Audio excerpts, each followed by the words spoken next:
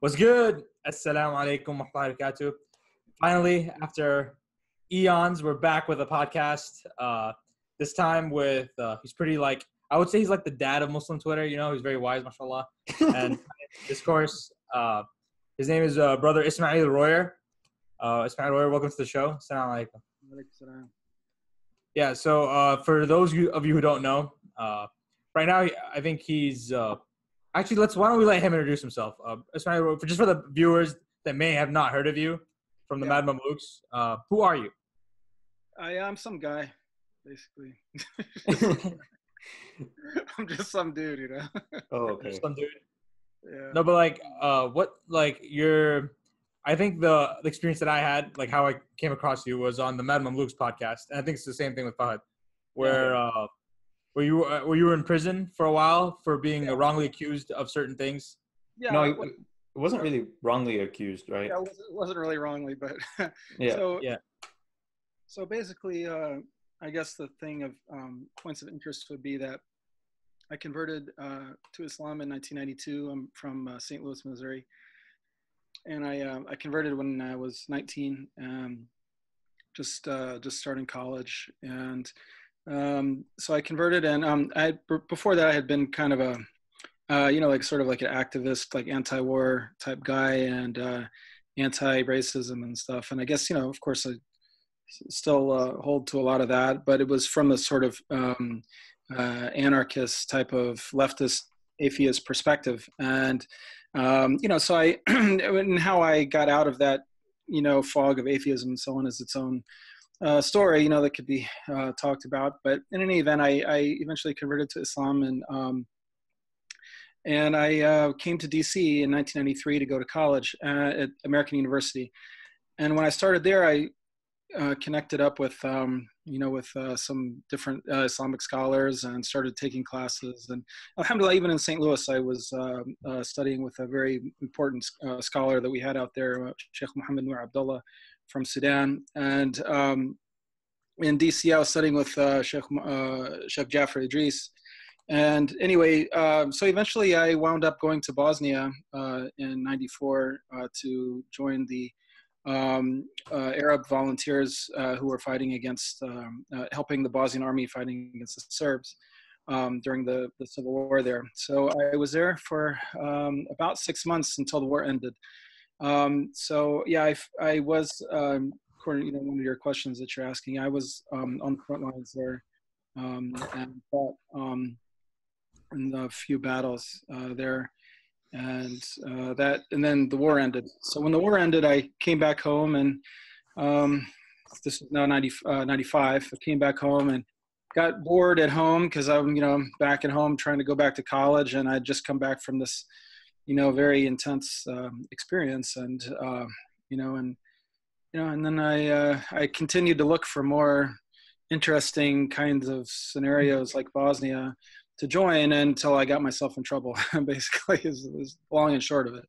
So we can elaborate on that, whatever you want to ask about any of that. Yeah. So, I think, so after that, I think you violated because when you went there, you violated certain laws, right? It's like the Non-Neutrality Act, wasn't it? Non-Neutrality Act.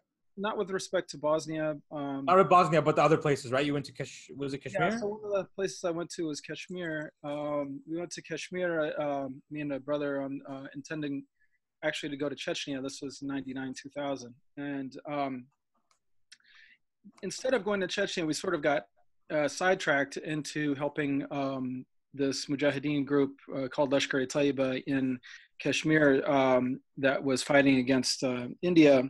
And, of course, they're the ones that unfortunately carried out the Mumbai attacks in 2007, many years after I had I was done having anything to do with them. But prior to that, I had gotten involved with them because my understanding was that they were just fighting against the Indian military and not against civilians. So, it's very important to understand that in this sort of like pre-9/11 time, and, that those people who were out there like killing civilians and,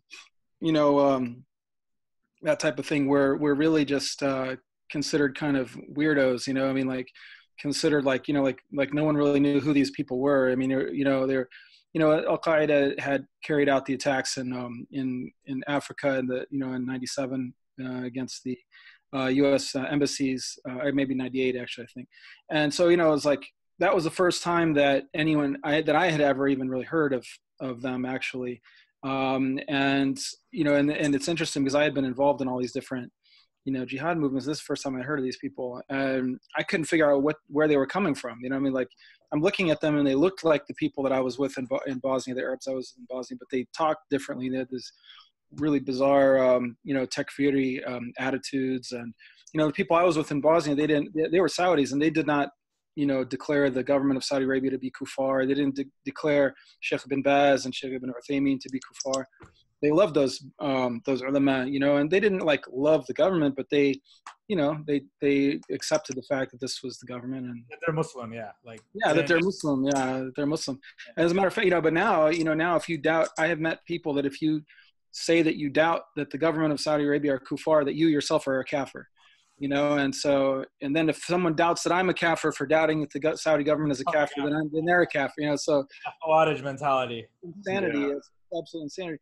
So anyway, this thing emerges, and then especially with the Gulf War, which was horrible. But anyway, so I got involved with Lashkar-e-Taiba, and as far as I knew at that time, first of all, I knew that they were connected very closely with the Pakistani government, Pakistani military, that is. So I'm assuming that this is like an up and up, above board thing. And also knew that they were like, in terms of their Islam, they were essentially Ahl al-Hadith, which is basically, the sort of Salafi that I was affiliated with at the time. And they very closely followed the ulama of Saudi Arabia.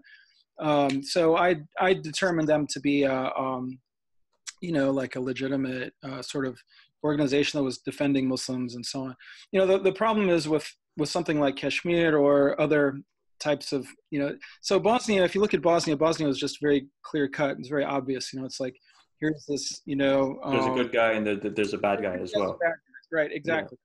Well, you look at Kashmir, okay, yes, we understand that the way that the Indian government is treating Kashmiris is terrible. But at the same time, it's like, okay, but is really the solution like that Pakistan-based people like provoke, Indian military? Is that really the way to go about this? Is this, and then I actually can't, I don't have any, I can't say, I'm not saying it is, I'm not saying it's not, it just doesn't seem to, it's not a very clear-cut thing. So it's not as black and white as Bosnia was, basically. Not black and white at all, and much less other things. Like in this happens to other people. Like for example, Omar Hamami, the guy from Alabama, who is half Syrian, half white, went off to Somalia and joined Shabab, and thought that he was joining some sort of Bosnia type thing, and where it's black and white, and then discovers that it's not, and tries to get out, and they kill him for it. So this is what's happening. And Al Shabaab, as bad as they are, and they are bad, they're Khawarij, and they're and by the way, I'm not misusing. A lot of people say, oh, you're the term Khawarij applies to any. No, it actually has a very specific. At least the way I'm using it, I'm not using it in a sort of like way to smear people or something. I mean, that term has very specific characteristics, and these people have these characteristics because they're Al-Qaeda, and Al-Qaeda are Khawarij. So you get involved with a group like that, thinking that you're getting involved with and by the way, no human beings are angels. No cause is totally pure. No effort is totally pure. But Bosnia was more so than others. Yeah. There's a spectrum. I mean, there's a spectrum of that, and so anyway, and there's a tipping point at which you're like, this is not something to get involved in. So unfortunately, since this fikr or this mentality has taken over the fields of jihad and so on, and the theaters of jihad, then I actually don't see any benefit whatsoever in getting involved in any of this stuff, which is I don't want to say it's unfortunate, but it's just different, because back in the 90s and even in the 80s, it's the thing is that a young man, who's full of energy and testosterone and and so on in other times, we would have gone off to war. We would have gone off to, we would have had these kind of experiences. And instead, we're at home playing video games, and we're working at, freaking Baskin Robbins or something. So it's like, or we're in class learning about deconstructing something or other. So these are not like environments for men, and so that's why I think you have these outlets like UFC and MMA and different things coming up, and weightlifting, which I think are really, really good things for young men to put their energy into it, as well as things like what you're doing, Brother Fahad, which you mentioned about being a firefighter and these are very manly pursuits that I think are productive ways of channeling that manly. Yeah, definitely. Yeah. For sure. Yeah. So anyway, I guess got a little sidetracked, but that's No, that we will touch on that. Yeah, I just wanted to get into. So basically, you had those experiences, Chechnya. No, I want to ask, like, where exactly did you do your tourism?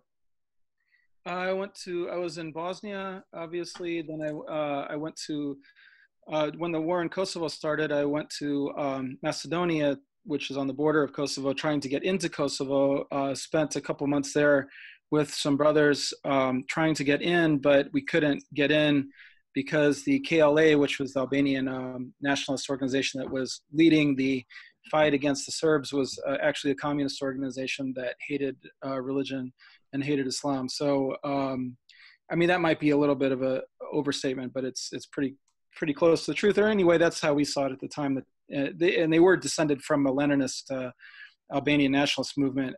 So they weren't interested in anyone coming, for the sake of Allah. They just were interested in Albanian nationalists coming to help them. So we were stuck in Macedonia, and there were other people stuck in, Albania on both sides of the border trying to get in.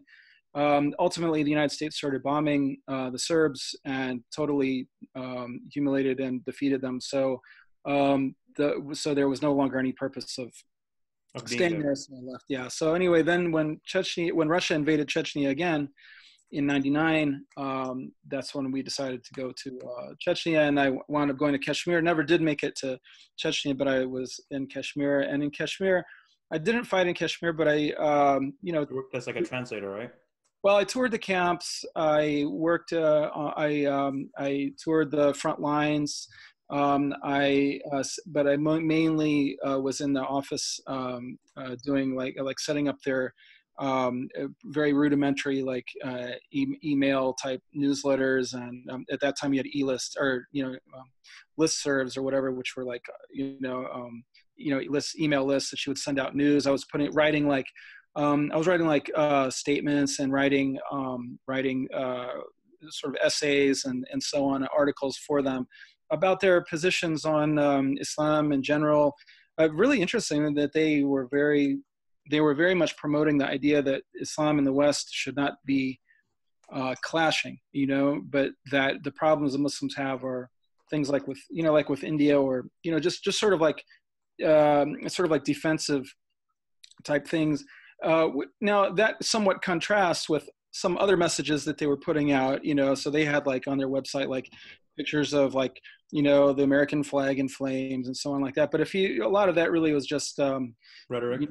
Rhetoric. I mean, if you really see, this is the critical thing to understand. The critical thing to understand is that most of the jihad movements at that time, the mainstream ones and those that were kind of related to the movement that Abdullah Azzam set up. And by the way, Al-Qaeda was very, very, very opposed to Abdullah Azzam. They hated Abdullah Azzam, no matter what their rhetoric and so on is now. Why? Because Abdullah Azzam was someone who was more from a pragmatic perspective and saw it to be beneficial to work with. He wasn't someone who was just interested in fomenting revolution everywhere and chaos.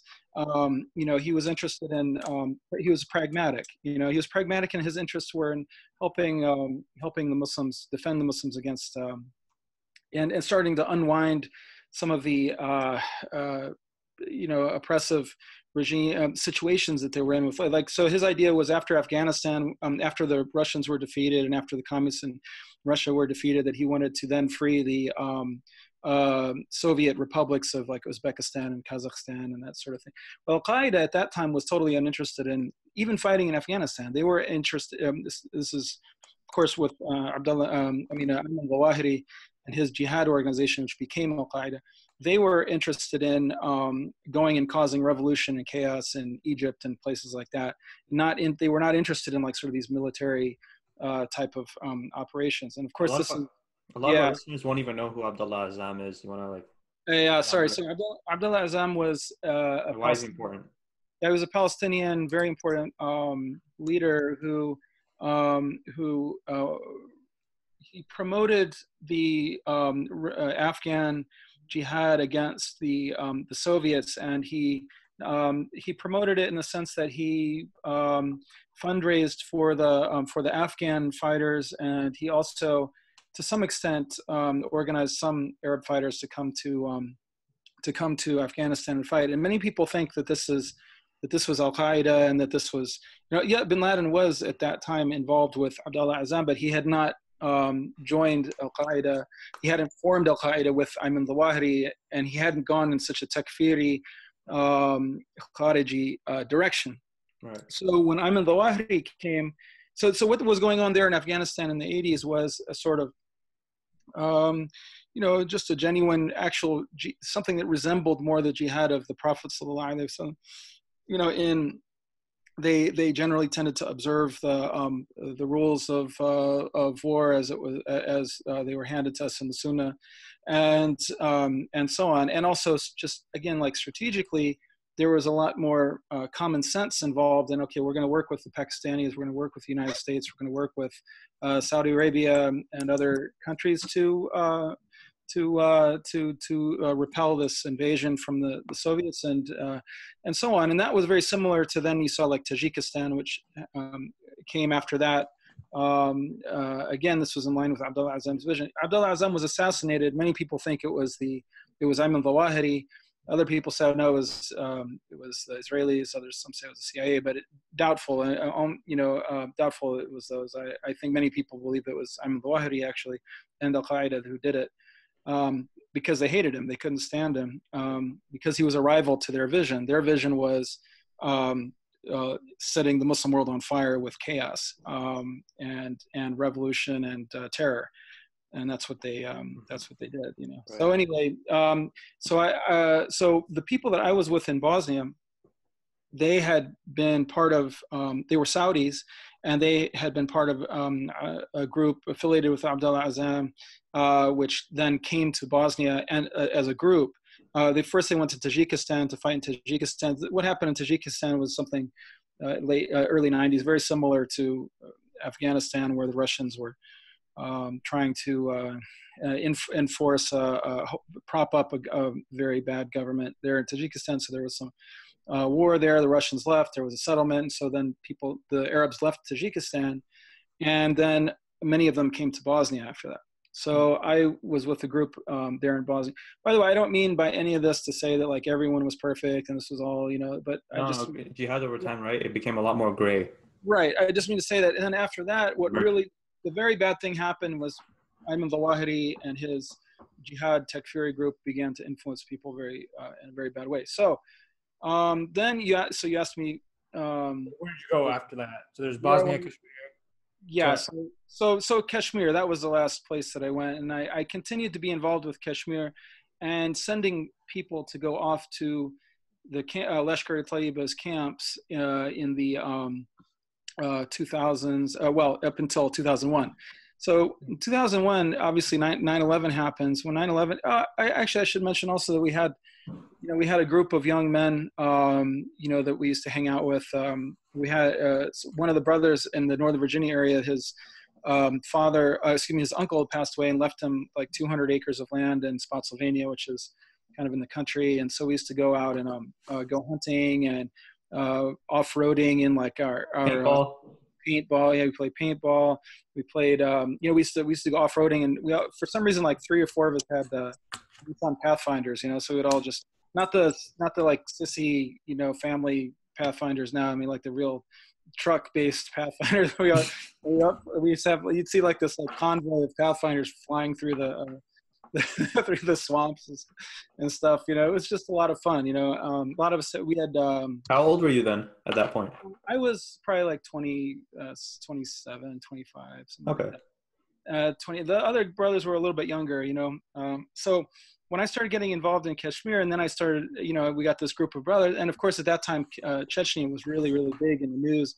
The Muslims were really like talking about it a lot and really sort of admiring the way that the Chechens were fighting against the Russians. So, of course, I have to say that, you know, even that was starting to get a little weird and a little ambiguous, you know. But anyway, there was, generally speaking, you know, there was a lot to admire about their guerrilla warfare against the Russian invasion. We can talk about the problems with that situation, but anyway. So what did they go on actually?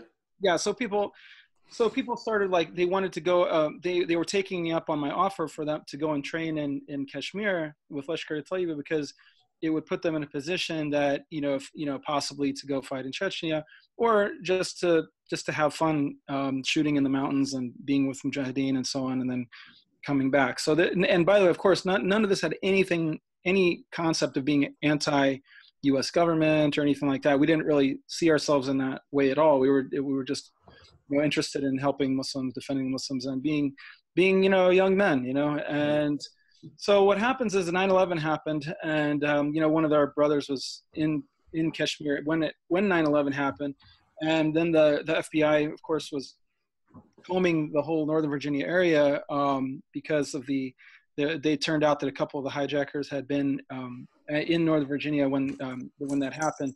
You know, so that was one of the things. And then also just the fact that the whole Northern Virginia area was under a lot of scrutiny for just a lot of sort of Islamic activities and so on. And, you know, and in hindsight, when something like 9/11 happens, and then you know, you look around and you see, oh, here's this group of like maybe 30, 40 young Muslims that are like, they have guns and they're training and they're going back and forth to Pakistan. And so we realized that we would look, you know, we were in a very weird position. And also just we wanted to know what, as Muslims, what our position should be like now. So, you know, Bush was getting ready to send you know,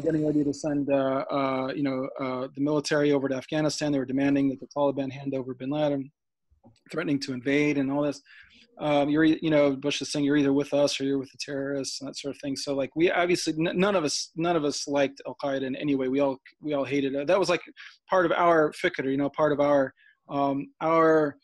strand of thought in Islamically, you know, was that we were very much against those people. And we used to actually battle, like a lot of us actually used to battle online against these takfiris, and that, you know, and there are some people still existing on out there on Muslim Twitter and so on who were part of that. And I'm not going to mention who they were, but they know who they are. But there's not many left. Like we had an E-list called Al Jazeera, which had nothing to do with Al Jazeera, the network, but Al Jazeera E-list, which existed from 93 or something, and even before like the internet itself existed, when it was just like email and stuff for college students. And so like ultimately, like, you know, like I don't know, maybe 15 people from that E-list wound up going to jail. It's like, so in all somewhat sort of related situations. But anyway, so when that happened, we asked a local scholar, Ali Tamimi, to give us some advice on what we should do. And he gave us, he came and met with us, and he gave us very, very bad advice, which was that he advised us that we should all leave the country and go join Mujahideen anywhere in the world and so on. And so a bunch of us did that. So what happens is that the FBI, who is already sort of, you know, looking very closely at, and this was like maybe three days after 9/11, we had that meeting, and then a bunch of us left. So what happens is that, you know, sooner or later, the FBI winds up, you know, determining who all these people were that left, and if they've got this group of guys playing paintball and they've got guns. So they began, and then also like the brothers started coming back to the United States because they got bored wherever they were or something like that. You know, it's about 5 or 6 people left that I helped them get to Lashkar-e-Taiba. So they got bored, they came back to America. I went to Bosnia for about 8 months, and then I came back. And part of the reason that we left, again, is because the Sheikh Ali had given us this, like, he'd like wound us up with this talk about how there's going to be, you know, concentration camps in America, and, you know, the Yom al-Qiyamah is, it's like the Malhama, you know, Isa alayhi salam is going to come back, and the Dajjal is coming. I mean, it was He hyped you guys up. yeah. What's that? What'd you say, Mark? No, he basically hyped them up, right? Like he hyped us up, you know, he hyped us up in a really, you know, you know, and then of course, you know, he stayed back in America and finished his PhD while we're off, you know, sitting, you know, in these your lives. Yeah, bro, that guy had no skin in the game. Well, I don't, you know, here's the thing is, like, I can only really blame myself for following such idiotic advice. And I also, you know, part of me, I mean, I do love Sheikh Ali in many ways. I just think that he, you know, my hope is that he has seen what, you know, has reflected a great deal on the, you know, frankly, the lack of wisdom in that whole situation, you know, and, you know, the stupidity of that advice that he gave us. Well, anyway, so what happened is, so they charged us, me and ultimately about 13 people, with going to, well, many things. One was like conspiracy to, as you said, violate the neutrality laws, United States neutrality laws, with respect to India, and the war between India and Pakistan, and also the war between the Chechens and Russia. So since the United States is purportedly like neutral in those conflicts, it's illegal for a U.S. citizen to get involved in those conflicts on one side or the other, because the risk of drawing the United States into that conflict. That's the theory behind the law. It's very old. It was passed in like the 1780s and has very rarely been used, but is used against us. Then we were charged also with material support for terrorism, material support for Al-Qaeda, for Lashkar al-Taiba, attempting to contribute goods or services to territory controlled by the Taliban, treason, and several other things. Because the theory was that this group of people who left after 9/11 intended to make their way to Afghanistan to fight against U.S. troops who were trying to overthrow the Taliban and trying to. What year was this? This was, well, we were arrested in 2003, but the investigation had gone on for about a year. Yeah, so, you know, so I was arrested in 2003. I was charged with all this stuff. About 2 weeks before the trial, I pleaded guilty to two counts. One was use of a aiding and abetting the use of a firearm during and in relation to a crime of violence. The crime of violence was a conspiracy to violate the Neutrality Act. And then the other one was aiding and abetting the carrying of an RPG during in relation to the Neutrality Act conspiracy. So it was related to weapons that were carried in a camp in Kashmir, training camp in Kashmir. So you used an RPG? I have. I mean, I did in Bosnia, but my charge here was helping someone get to this camp where they carried this RPG. So okay, yes, aiding them. Yeah, so it's actually a very, very stretched out. My connection to this is very stretched out, and my judge was like, I mean, my connection is not stretched out in the sense that I helped this person get over there, but like legally speaking, it's a little bit questionable. But my judge decided that it was something that would stand, and so I pleaded guilty to these two charges, and I went to prison, and I was gone for 13 and a half years until I finally got out. Was released early for good behavior, and yeah, so that's that. So prison, all right, yeah. So that's that story was insane. What? So you got in prison, right? So can I ask like a question first before this? Yeah, you can ask me. By the way, remind me to mention that have been some very extremely important developments in the legal case against not only me but also my co-defendants. So two co-defendants were just released from prison who had life sentences. They were just released as a result of a Supreme Court case. So remind me to mention something about that because it's very important developments in that case. Solid, yeah. Who ask you? All right, go Fahad, ask your question. Yeah. So a lot of the younger guys, they're not gonna know that the U.S. and the Afghan Mujahideen, they were like friends at one point. Yeah. Right. So like, yeah. Do you remember the movie Rambo? Have you ever watched that? Yeah. I think like Rambo 3 was it? It had that. That you had Afghan Mujahideen and the Yeah, U.S. yeah, Forces. They were on the same side. yeah, in that one yeah. film. And even the at the end it says like dedicated to the Mujahideen of Afghanistan or something. Yeah, Yeah, so that's a good point to mention for our listeners. Like in the beginning, like The Afghan Mujahideen were considered like actual good guy. freedom fighters and good yeah, guys. Yeah, against the Soviets. Yeah. yeah. So They were heroes. There was like some American like conservative organizations actually like made coins that had a picture of an Afghan mujahid, and then it said like La ilaha illallah Muhammad Rasulullah, and they were selling them as fundraisers for the mujahideen in Afghanistan. These are like white Christian conservative groups. You know? Yeah, so yeah. it was really interesting. Really interesting. Yeah. But Okay, at that time the enemy was like the USSR. Yeah, at that time the enemy was the USSR. But see, again, I mean, you know, I only blame. I don't say I only blame, but I put a great deal of blame on um, certain Muslims who squandered that and decided to, for no good reason whatsoever, to make America their enemy. Now, one could say, oh, well, of course, America was only just involved in the Afghan thing for their own reasons. And I mean, obviously, they were supporting it for their own reasons. No one does anything that's not in their own interest, you know, at least when it comes to, you know, sort Global of, politics and whatnot. yeah, global politics. Yeah, I mean, obviously, as individuals, we do things that are not in our interest all the time, you know, so wanting for others more than what we want for ourselves and so on, which are things that we abide by in our own personal lives or should abide by. But, you know, when it comes to global politics, every people acts in a way that is in its own interest. So yes, they were acting in their own interest, but at the same time, there is no good reason to have like, for these certain Muslims to have gone off and attempted to make it in America's interest to fight Muslims, you know? So, I mean, you know, I mean, like, yeah, if there's already certain arenas and situations where the interests of Muslims in the United States or the West in general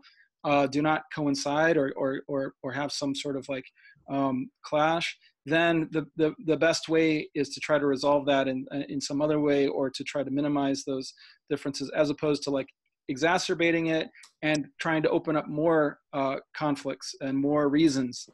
So this is just idiotic behavior, and it's behavior that doesn't, it's not rational, and that's because it results from people you know, having magical thinking instead of thinking pragmatically. And the example here is, for example, the World Trade Center, the first World Trade Center bombing that was carried out by a group of brothers in New York and involving some people who came from Afghanistan to the United States in order to carry it out. And these people are the most idiotic group of people that you can ever meet. I mean, I actually know many of them personally, having met them in prison. For example, Sayyid Nasser, who is an Egyptian guy who, you know, older man now, who killed Rabbi Meir Kahane, who was himself a fanatic, just absolutely fanatic, anti-Arab, anti-Muslim rabbi from Brooklyn. So the brother assassinates him, and then he got involved with these people who carried out the first World Trade Center bombing. And their idea was, I actually it's very hard to say what they were thinking, you know, but so the instigator of all this was this Pakistani guy. So he comes from Pakistan, and Ramzi Youssef was his name, and he was just some chemistry student. I never met him personally, but I know his co-defendant. I know one of his a guy who knew him very, very closely. And he was just some chemistry student, but the brother told me, who knew him, he said that he had some idea that he was, it was his destiny to change the course of history, and he was going to do it, you know? And so he hit upon the idea of trying to attack the World Trade Center, and he carried it out, you know? And then it was just the stupidest thing, had made no sense whatsoever. He issued some kind of idiotic statement in the name of like some fake brigade that he invented in his mind, saying this is And I don't know, this is whatever he did it for. And obviously that was the beginning of a very, very bad, that was the beginning of a very bad chain of events, you know, and Al-Qaeda's idiotic attack on 9/11. See, not only, here's the thing, not only is it idiotic, not only is it totally against Muslim interests, but obviously also as well, it's against Islamic, it's haram what they did. It violates our norms and our laws that Allah and His Messenger gave us. So it's just wrong on every conceivable level. It's not practical. It's not Islamic. Nothing. Nothing. There's no benefit at all. And many of the people is, for example, in Bosnia, after I left America right after 9/11, I went to Bosnia and I met many of the Mujahideen who had been in the war, you know, and they're still in Bosnia, many of them at that time. And they're like, we don't know what these people are thinking. I mean, they didn't ask us about, you know, they didn't ask us if this was a good idea. You know, these idiots just went off and did this. They were furious about it. So anyway, yeah. So let's get back to the question. So going back to the original discussion. So basically, you went to Bosnia, you went to Chechnya. All these events happened. 2003, you're in prison. I tried to go to Chechnya. I didn't. Tried to go to Chechnya. He tried to go to Chechnya. You couldn't get Chechnya. Stuck in Kashmir. And then he went to Kashmir and then came back. Yeah. So then you want to ask about what they did in the camps? Like what they did for training? Yeah. I mean, so it's very similar. I want to ask them. Just before the brother Ismail, you go on a tangent.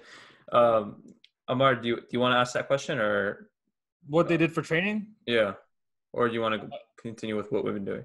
You want to go? No, I was gonna ask about prison. Yeah. But we can I think training's cooler, bro.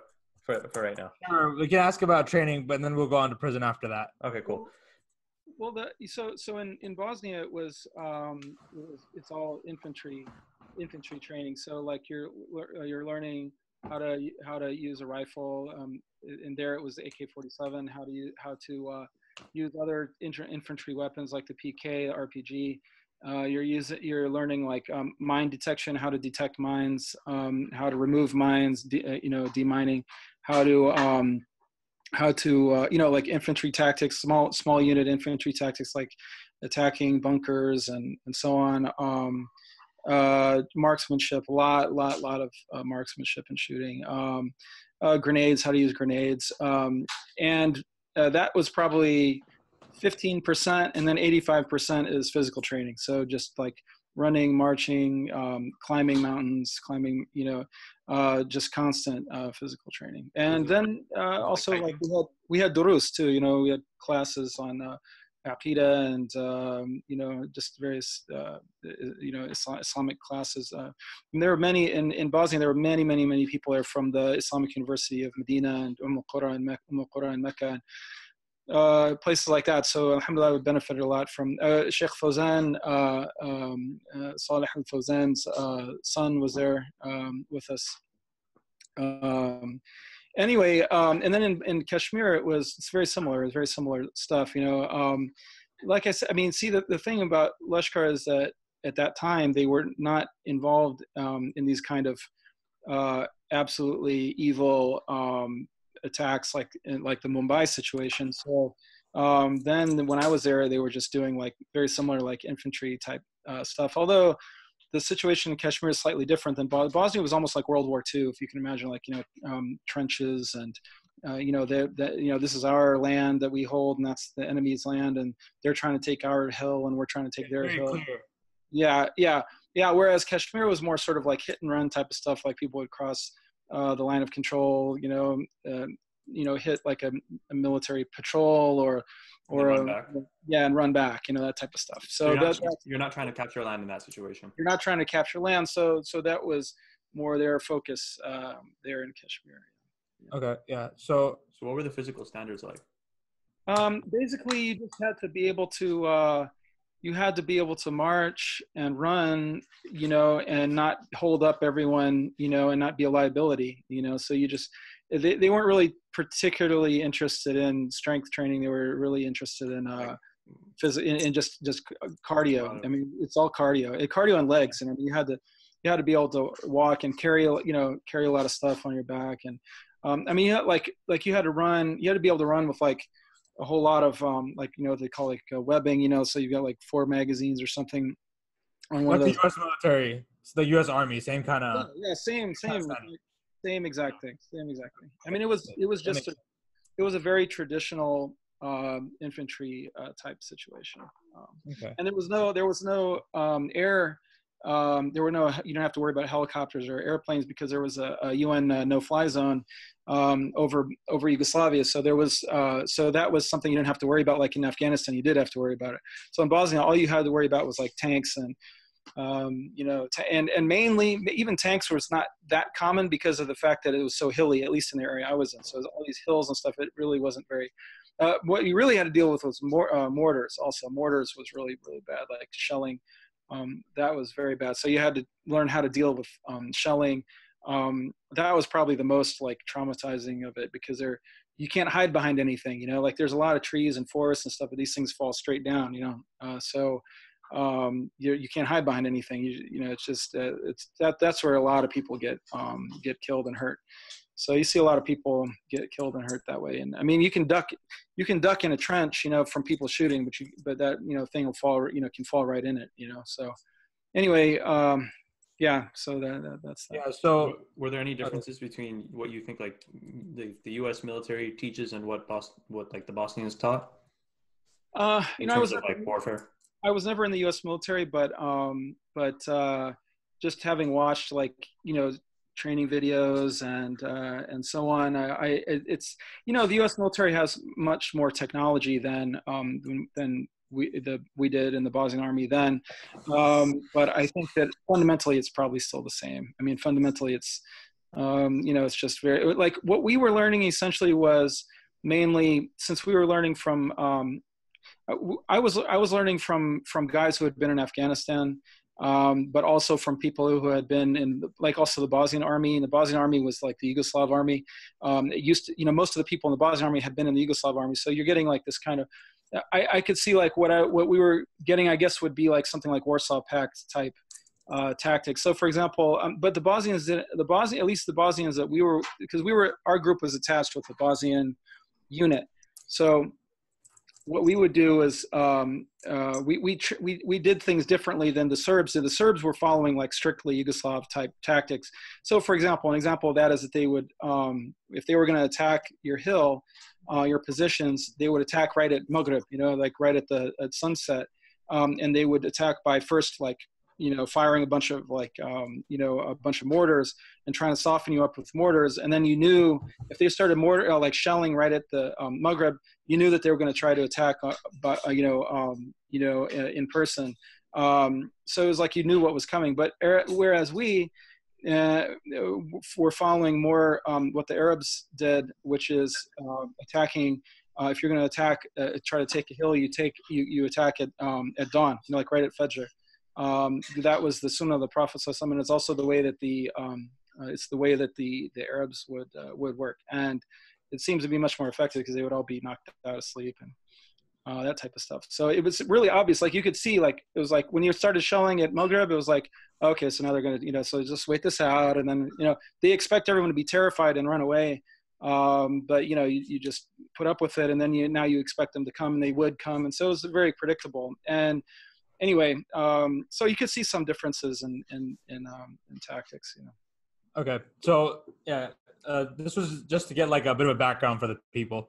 I want to move on to prison because that's what I'm really interested in. What I'm interested in is, you know, you got to prison, your life just changed, right? Like dramatically. Yeah. You're like, after the war, you were living with your family, and now that's gone. You're in prison now. So what was prison like? Like going from, I know you went through hard experiences, right? Just being in the war in Bosnia, but this is probably something different. All right. Well, let's just like, I'll just sort of like, and God forbid that anyone ever has to go through this situation, but I'll just sort of like break down how it was for me and my experience, just sort of chronologically. I mean, first of all, I get arrested, and they took me to, first of all, they took me to the FBI building to be booked and so on. And then they took me to the Alexandria Adult Detention Center, which is like a jail, you know, okay. So jail, the difference between jail and prison is a jail is like where You go when you've been accused of a crime, but you haven't been convicted, and you haven't been sent off, after your sentencing and so on. You're just waiting for, the legal process to play out. And it's also where people go who maybe have been sentenced, but they only have like misdemeanors, something less than a year to do. So they'll hold them in the jail instead of sending them off to a prison, to do their time. So in the jail, basically, the common denominator among all jails, whether it's where I was at, Alexandria, Virginia, or wherever, is that there's life is very, very boring. It's like you're in your unit, your housing unit. There's no outdoor like recreation yard like you'll see in movies, like in prisons and stuff like that. It's just there may be a gym that they'll take you to like once a week or something like that. But you're in that unit, and that's where you're at. And the food is generally horrible. The food is, the food that they send you from the cafeteria is bad. The commissary, you might be able to buy like a cup of noodles that costs, 10 cents in the grocery store, but is like $1 in here. And so that's the other thing, is that money, like you're spending a lot of money on stuff to just like, just because your life is so, boring, and the food is so bad that you want to buy like a few extra things like peanut butter and jelly or something like that. And, so it gets really expensive. Also phone calls, they are really extort people with these phone calls. So you're trying to call home and it's costing you like $15 to call your home. And, I was blessed that the jail that I was in was very close to where my family lived. So they were coming to visit, and phone calls were not as expensive for me, but so there's the other thing, is visits are like, they come and visit you, and it's, it's behind glass. You can't touch your family. You can't hold your kids. You can't do any of that. So it was very, very, I got depressed very quickly. I got to the point, at one point I was just, I couldn't get out of bed at all, except to pray and use the bathroom or something. And, but I would just lay in bed, just, I was really like a family person, very family man. I spent a lot of time with my kids and very close to them. And so it was very, very, and I had a newborn son. He was 6 months old. So it was very, very hard to see them behind this glass. And and they were just like looking at me. I couldn't figure out why I was there and what was going on. But yeah, my family at that time lived only about, 10 minutes away. So I was in a much better situation than many people. As far as like, dealing with the other people in jail. So I'm not like some street guy, I'm from the suburbs of St. Louis. I've been in crazy situations in terms of war and things like that. But, this is just a different thing that you have to wrap your head around. The jail is mostly divided between Black and Hispanic. The Northern Virginia area where I live had a heavy amount of Hispanics, and especially El Salvadoran gangs. So the jail is full, and they're like beefing. There's gangs that are like beefing. So they got to be real. You'll have like fights between different factions of gangs. You'll have then the African American guys. Most of these guys are just really young, in on drugs and drug sentences. At that time, they were handing out huge drug sentences to really young people. So I'm like in with all these guys who were facing like a lot of time. I mean, I myself was facing multiple life sentences. But they're looking at a white dude and they're like, oh, this guy. I mean, most white guys in prison or in jail. Well, it's very hard to generalize. It's very hard to generalize because there's some very, very psycho white guys in jail, that you don't want to mess with. So, but I will say that in the jail type environment, most of the time, white guys are seen as like prey, basically. So you got to hold your head up. You got to really, it was a little bit different than the fact that I was Muslim and that my case was on the news all the time. It was constantly on the news that people are watching. So they're like, they kind of have in their mind that I'm like, something kind of different. Crazy. Basically, he was discriminated against for being white in jail. Oh, it's very well, being white and Muslim, right? That was like for them, that's a race traitor or whatever. Oh yeah. That's a very serious thing, and I'll talk about that. But that wasn't as much of an issue in the county jail, and it can be in some areas. Just in my area, it really wasn't. For one reason, there was hardly any white people there. So the white guys who were in jail with me were mainly like in for like meth and stuff like that. And they were, most of these dudes you didn't have like a lot of white collar guys, but you would see people. I think what it is. This is what I realized. The thing is about me is that I walk around with my head up. I'm not scared of people. I've been in many fights in my life, so I wasn't walking around looking like I was freaking, afraid of my shadow. So for that reason, this is how people are in jail, in prison in general. Everyone is walking around sizing up everyone else. You're constantly walking around being sized up and sizing up people. People will say things like, hey man, you look like you lost some weight, man. How much you weigh now? That type of stuff, just so that they can assess in their mind what they're going to have to deal with if they have to fight you. But so, don't men do this just like when they're walking down the street normally? They do that normally, but yes. That's what I do that sometimes. Unless I don't do it as often as maybe. No, but in prison, obviously, I'm sure you always got to watch out. Right? Yeah. The stakes are higher. Look, you're absolutely right. That's a natural thing, and it's probably even a biological thing.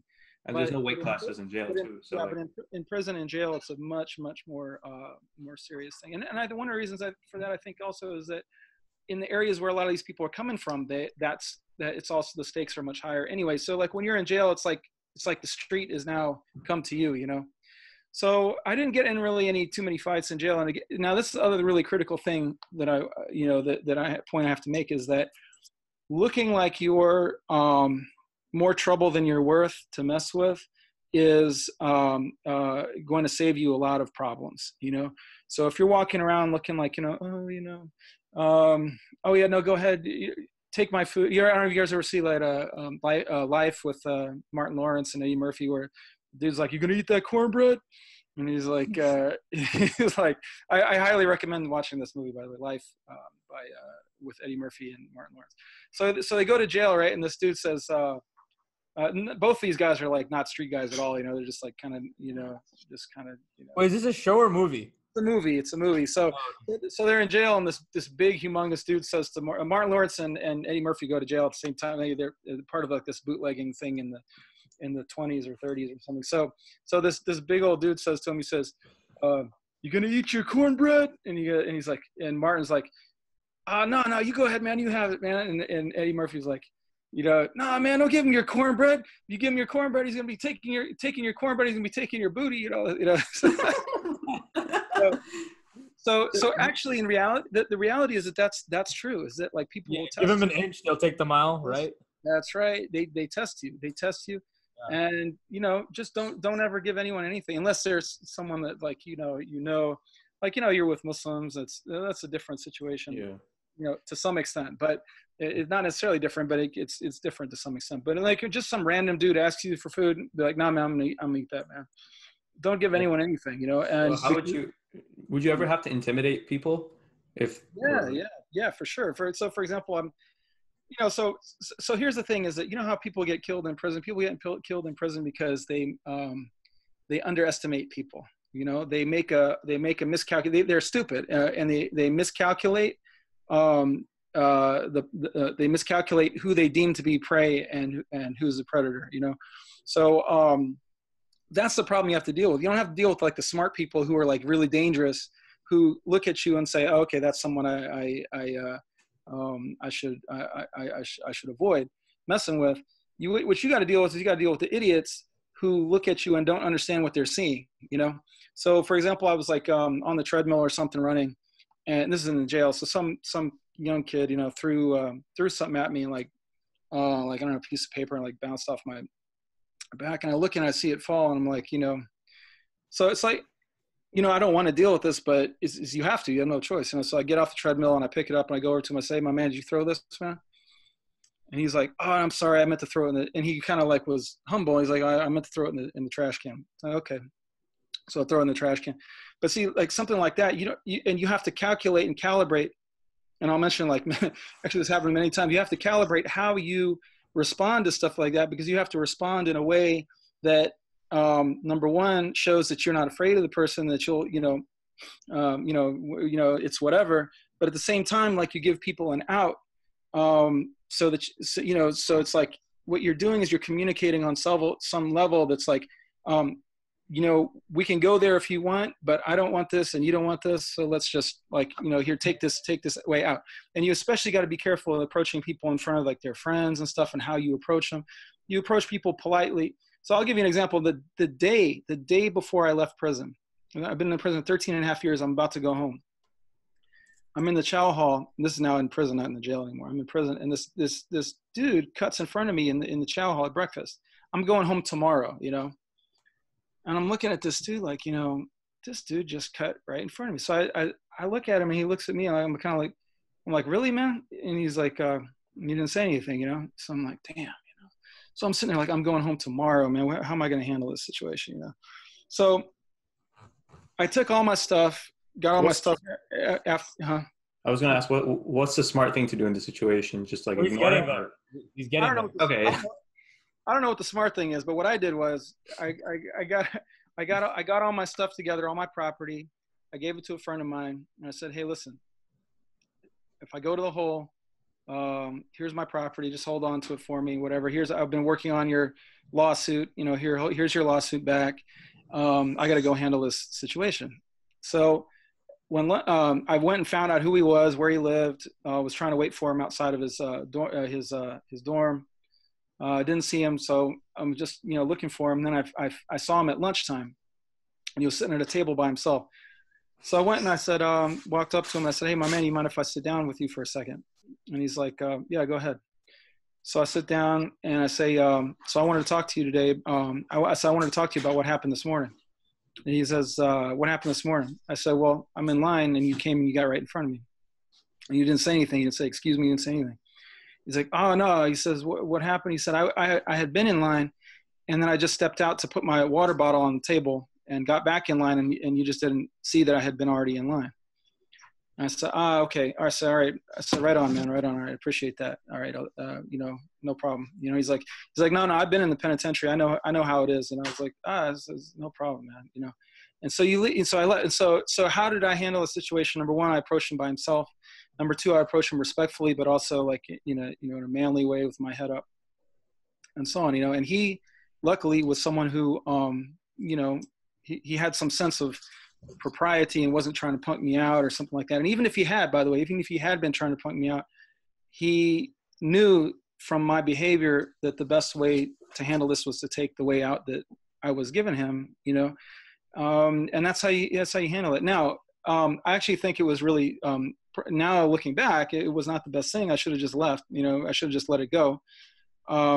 Because I didn't have any more time to do, you know, so it's like, I didn't need to handle. You had like a day left, wrong time to screw it up. Yeah, I didn't need, it was totally unnecessary. I mean, the dude could, if he had a knife, or he could have been like, oh yeah, no problem, then had gone and got a knife and stabbed me. I don't, you know, so obviously like that type of, I don't know, you know, is that, you know, it's funny is like, I'll be walking down the street and someone says to me, I was walking down the street with one of my colleagues, he was brother from Tunisia. And this dude, just some random dude says, you know, we're in DC, some random dude says, hey man, you got a light? But he said it like in a disrespectful way. So I was yeah, how is that disrespectful? I look at him and said, no man, we don't got a light, you know? And he's like, and I got all, he's like, all right, oh, cool, you know? You're like, what? But the dude was, I mean, that in itself is not a bad question to ask, but just the way that he asked it was like real disrespectful in his manner. And my friend was like, man, he's like, you're always telling us all this stuff about being, you know, overlooking people's faults when they insult you and all this, you know, all this akhlaq and stuff like this. And here you just, I say, okay, you know, I was laughing at myself, and I was like, it's just so funny how like that, you know, like prison just like that convict comes right back to you, you know, and it's not a good thing. I mean, it's almost kind of a PTSD thing, really. You know, like a defense mechanism, yeah. Right, it's a defense mechanism, and I actually, to be honest, there's some part of that is important in the street, especially depending on where you're at and so on. I still don't have it quite figured out, like what is the right way to handle situations on the street that arise. I think what you did is fine. Like when you reacted at the guy and snapped at him, I think that's fine. Yeah, well, we'll see. I mean, you didn't physically escalate in that situation. We asked you for a light. You just said, "Nah, man, we don't." And then your body language probably showed that, hey, if you want to take this somewhere, you like. Yeah. I think it's fine. I think it's good. Yeah. Anyway. Yeah, but so I mean, okay. So I'll give you another example. When I was in ADX. So ADX is the Supermax prison, right? Supermax prison is like in Florence, Colorado. It's the highest security prison in the United States. It's most of it is 24 hour or 23 hour, 22-hour lockdown, solitary confinement, except for the last part, which is the so-called step-down unit, where you have to interact somewhat to some degree with a small group of people, other inmates, to see if you're going to be able to interact with them in a nonviolent way and so on. So I'm in this unit. This is the most brutal, vicious place I've been in my entire prison sentence. It was just constant, either like tension or being this close to erupting into violence. And we're just dealing with a small group of people. But you don't seem like an angry guy at all. Yeah. So there's these two guys who were plotting on this DC dude, this black dude, plotting to kill him. And they were plotting to kill someone. They wanted to kill someone for their, I don't know, they had some, like one guy was trying to make his bones, which means like he was trying to get into the Aryan Brotherhood, and he was trying to you got to kill someone to get into the Aryan Brotherhood. So he was trying to make his bones, means like he was trying to like do some prerequisite to get into the gang. And then this other guy was a state prisoner from Louisiana who wanted to kill someone so that he could so the state of Louisiana had shipped him to the Federal Bureau of Prisons, the federal prisons, because they couldn't handle him because he was too violent, and they were about ready to send him back to the state. He wanted to stay in ADX and stay in federal prisons and have better conditions. So he wanted to kill someone so he could get a federal indictment and stay there. So they're looking for someone to kill in that little group, and I didn't realize. I mean, I knew they were up to something, but I didn't realize that they were considering killing me. So I asked. Like for example, the Puerto Rican dude, one was Puerto Rican, one was white. So the Puerto Rican guy says to me, "Hey, what's that in your belt?" So I had my pants, and I was using an Indian bandana, like Native American bandana, like to keep them tied up because you're not allowed to have belts there. So I like had tied the two loops together with it. He thought I had a knife, and he's like trying to find out if I had a knife or not. I'm like, no, I just got this thing tied up. He's like, oh, okay. He's like, you got a knife, right? If you need one, I'll help. You see how that works? You got a knife, I can get you one if you need one, right? He's trying to find out if I got a knife. I'm like, no, I'm good. Thank you. Appreciate it. So he's trying to figure out, like, and then he says to me one day, he's like, hey man, I was just working out. I was like doing burpees and stuff. He's like, you look like you're getting ready to lay your move down. I was like, what?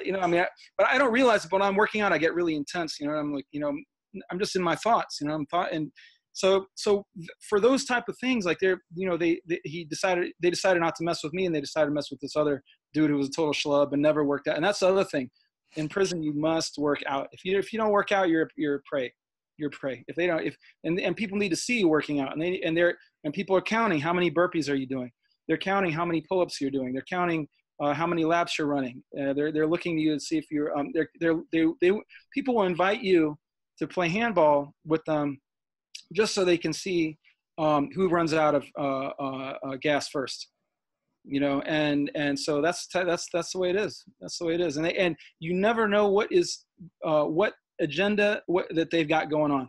So it's not all about, okay, I'm going to treat everyone with respect, and then therefore I'll be treated with respect, and I'll make it through like that. No, it's not that, because you might be walking around treating everyone with respect, but you're a white dude, and this black guy over here is under pressure because some white guys in Ohio, killed a black dude, and that reached your prison in Colorado.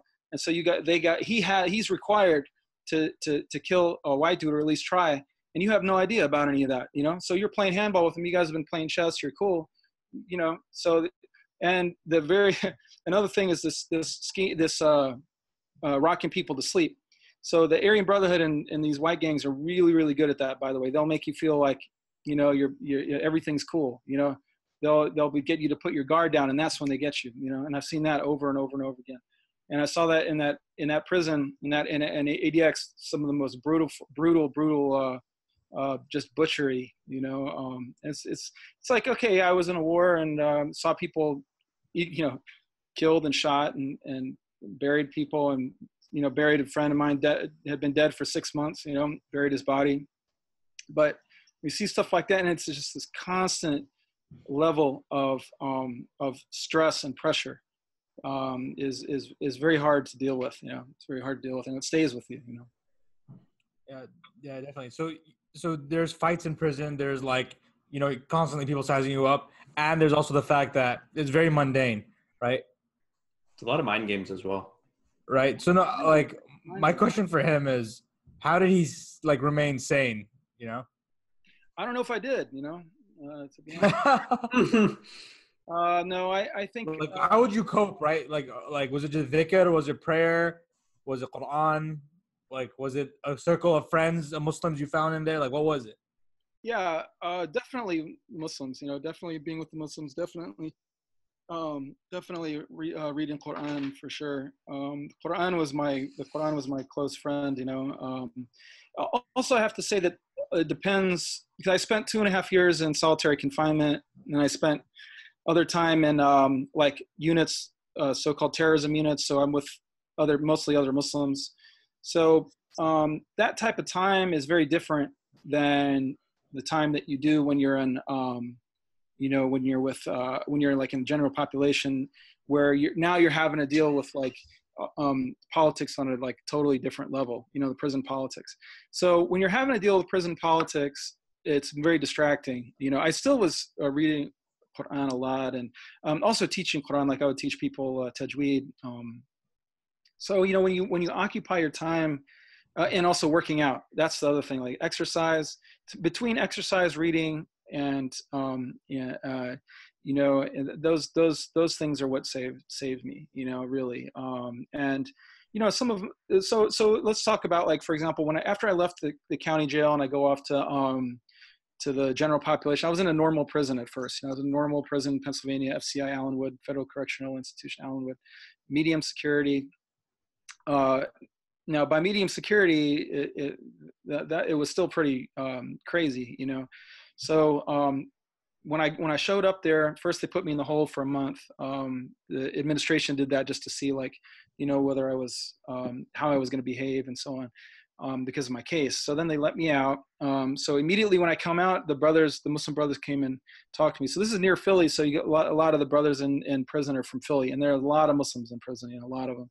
And a lot of these guys aren't people who just converted because they're in prison. They're people, like, especially in the Philadelphia area, the Salafi guys, Islam is a very huge presence in Philadelphia, in the African American community. So unfortunately, a lot of these brothers are up to no good, selling drugs and robbing and stuff like that, So you're in prison with all these brothers with like big beards talking about, that's bid'ah, and they're like, they've been selling drugs, and stuff. But anyway, a lot of really nice brothers, though, regardless, so may Allah guide them in that respect. But so yeah, there's a lot of these brothers. And so what we did was just we studied. I was doing khutbahs.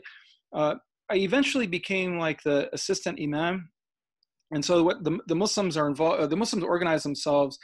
First of all, every group in prison organizes themselves like a gang. You've got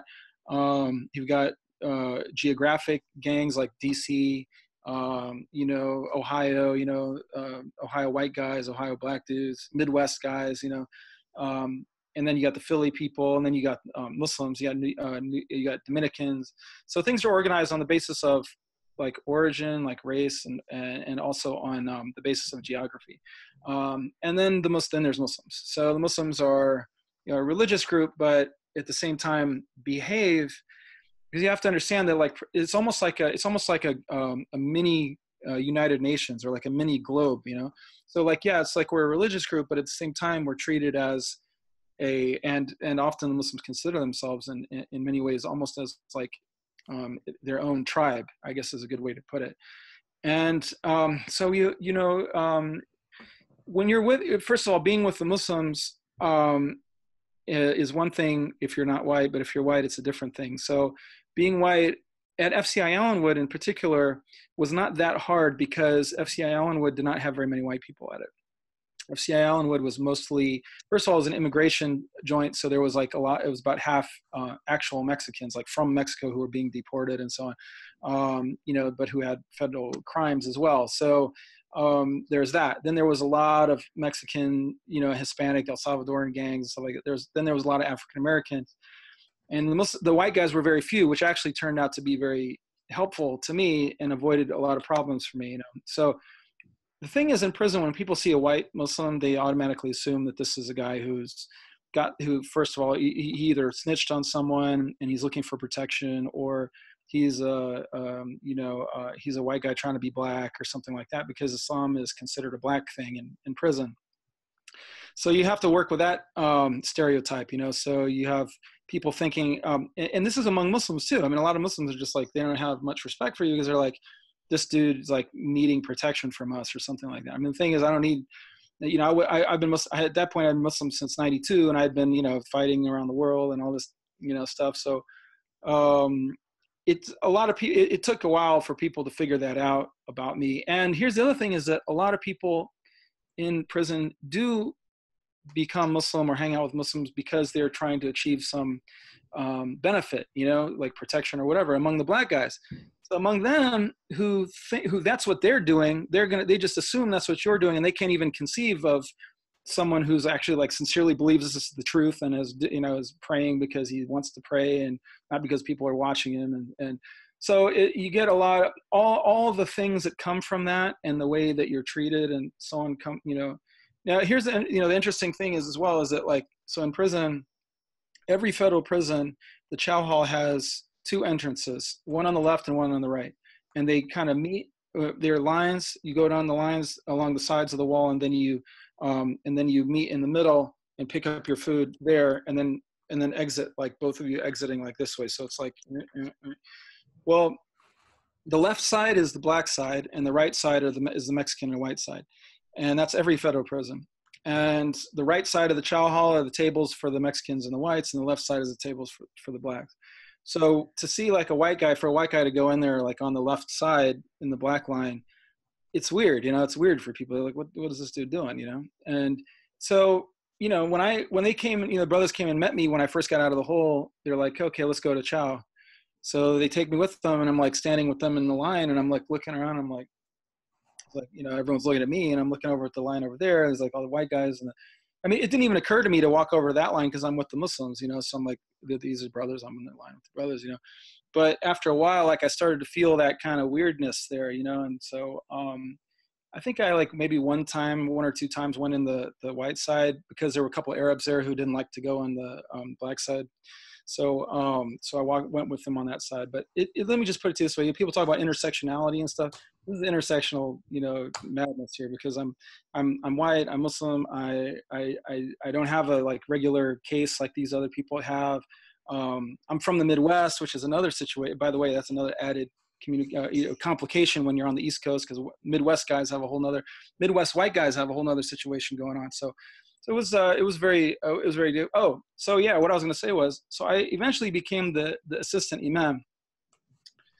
Now, our imam, he got locked up. He got sent to the hole. Why? Because, all right, so what happens is, in that jail, the DC guys and the black guys in general and the Mexicans hated each other. And they would riot every summer. Every summer there's a riot between the blacks and the Mexicans at FCI Allenwood. So the Muslims generally stayed out of it because it was like, they didn't really fall in line too much, at least at Allenwood, with like the black side. They do in some jails, in some prisons they do, but in ours, the Muslims were more aloof from that whole racial thing, at least officially. So there's a riot. We all get locked up. There's when they let us out, when the prison officials let everyone out, the black guys were really mad at the Muslims, and they were really mad at our imam. Our imam was a guy from St. Louis, by the way. So they went, and we had a big meeting with the black guys, the leaders of the black groups, leaders of New York, DC, all these other black groups had a meeting with our imam, and they're like yelling at him. And they're like, what is going on? How come we can't rely on you to stick up for us when something like this happens? So the imam says, this man was a genius. He says to him, all right, look, we will stick up for you, for the blacks, only if you agree not to move on Mexicans. If you have a problem, if you have any kind of problem with these Mexicans, you come to us, and we will communicate with them on your behalf and get it straightened out. But you have to. But if you try to do anything freelance on your own, then it's over with, and you guys are on your own. So they agreed to that, right? So the imam, he goes to the leader of the Mexicans and has a meeting with him. And we agreed that they agreed that to work this out, and that the Muslims would speak on behalf of the blacks and so on. So what happens then is the whole compound gets united now. Okay, so now they're not beefing anymore. Now they're united, and then the blacks and the Mexicans made like a list of demands that they wanted from the administration, because they would just had a new warden, and they were being like real oppressive and stuff. So they made these demands like, okay, we demand. It was one set of demands. It was like, we demand more education in Spanish. We demand another. Dentist. We demanded, because everyone was like, there was like a waiting list for like a year to get your teeth fixed. That we demand X, Y, Z. So they had these demands that were obviously from the black side and from the Mexican side, but in one list. And then there was like this rumor that there was going to be, it was going to be a hunger strike, or like a food strike. Everyone was going to avoid going to the chow hall. So the administration panicked when they saw that the blacks and the Mexicans were now like united instead of like fighting each other all the time, which actually, of course, made it easier for them to administer the prison when everyone's fighting with each other. So what they did was they locked us all up again. They take our imam, they took the head of the Mexicans and shipped them to some other prison. When they let us out, that left me as the imam of the Muslims, because I was the assistant imam. So I come out and I'm like, all right, well, this is a bad situation to be in, because I'm a white dude and these guys are all black, and I didn't have any problem with that, and neither did like the Shura Council have a problem with that. But the people who did have a problem with that were like many, like these rank and file people, especially people who were just trying to, just Muslim because they were trying to get something or whatever. And a lot of these guys were problem causers anyway. A lot of these guys like to have, like hang out with homosexuals. They like to gamble. They like to drink. And our old imam like made life very hard for these guys. So now they come out and they sense some weakness. There's like, here's a white guy. He doesn't have that, strength. There's not that asabiyah that Ibn Khaldun talked about, which is the good asabiyah actually. That is who can command that sort of loyalty from people, on the basis of the tribe and so on, which is an aid to leadership. I didn't have it. And, if I had been with a bunch of white guys, that would have been different. I'm in this situation. So I gave a khutbah criticizing some guy for saying that he couldn't wait to get out onto the street to sell heroin. I gave a khutbah about that, saying, I didn't mention him by name, but I said, what's wrong with people who say stuff like this? And it's Ramadan. How could he be saying? Well, this guy took offense because he, knew I was talking about him. And he went around, he took the opportunity to go around and start an insurrection against me. So now what happens is we get this split in the community between all these mufsideen, all these people who wanted to, have gay sex and drink and all this stuff, against like the leadership, which was like, people who are on the Shura, who are like actually like strongly religious people teaching the classes and stuff like this. So the community divides. So what happens is we were this close to actually having a big, conflict between these two sides, when boom, all of a sudden they snatched me up and they sent me to a terrorism unit. And they did that not because of that situation that was going on, but because the BOP, Bureau of Prisons, changed their policy. It said now that because I was classified as a terrorist, that I could no longer be on a regular compound. I had to be in a special unit. And so they extricated me from that situation. But I mention all this to say that this is the level of politics that you're dealing with. And what's a trip is like, so we're walking around, I'm trying to pay attention to who's wearing boots. So people put boots on when like something's about to go down, So I'm like, oh, here's this group of dudes wearing boots. Something's, it's like alarms go off, like flags are being raised. There's all kinds of cues and things that you have to pay attention to, and you can't step outside your bounds. And you have to, and you have to be very wise. And it was very, very, it was very tricky. It was very tricky. And I didn't have to deal with that situation again until many years later, when I eventually got to ADX. Like I said, I spent many years in these different terrorism units, and then in solitary confinement until I got to ADX, the step down unit, and had to deal with that. And anyway, yeah. So what are from all these experiences, what would you say is like the biggest lessons that you've learned that you could maybe share with the youth who have no experience of prison?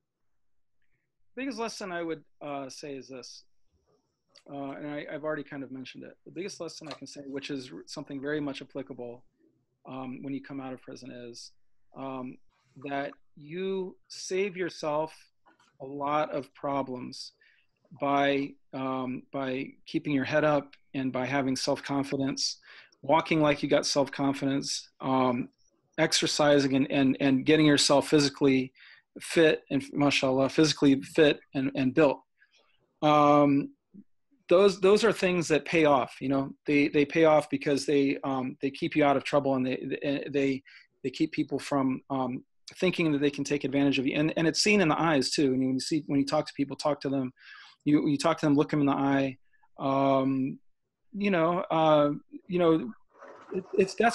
That's very, very important. But at the same time, not overplaying your hand. You know, you don't walk around like aggressing on people. You don't walk. You have to be very polite with people. You know, be very polite. And there's a way. That's that trick, right? That's that trick that was refined for me in prison, which is that fine line between being assertive and being aggressive. On the other hand, being polite and kind, and on the other hand, being having your kindness being taken for weakness. And it doesn't matter how well you fine-tune that. There are still going to be idiots who don't know who they're dealing with when they see you. I highly recommend some kind of combat sports like boxing or MMA or judo, especially judo, that type of stuff too, especially boxing, just to get your confidence up and to know how to handle yourself in a situation, not so you can go around looking for fights. And here's another thing, very important. When a fight starts, you don't know how that's going to end. Don't think you're just going to knock someone out. Don't think you're going to, throw a few blows and the guy will walk away. There are people who won't let you have to fight his friends afterwards, right? Yeah, and not only that, he may try to kill you. You know, I mean, he just keeps coming and coming and coming. That has actually happened to me. You know,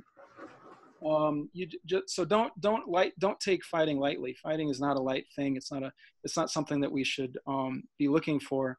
But know how to handle yourself and look like you know how to handle yourself. Yeah. That's what I would say. You know, I think it goes back to I think was it Theodore Roosevelt? Was it, or which president was it? Yeah, Theodore Roosevelt. Carry a big stick. Speak softly and carry a big stick. It all boils down to that. That is exactly it. And another thing, and that's the other thing is if you're like really polite, but you look like you know how to handle yourself, that actually throws people off. You know, they don't. Oh, definitely.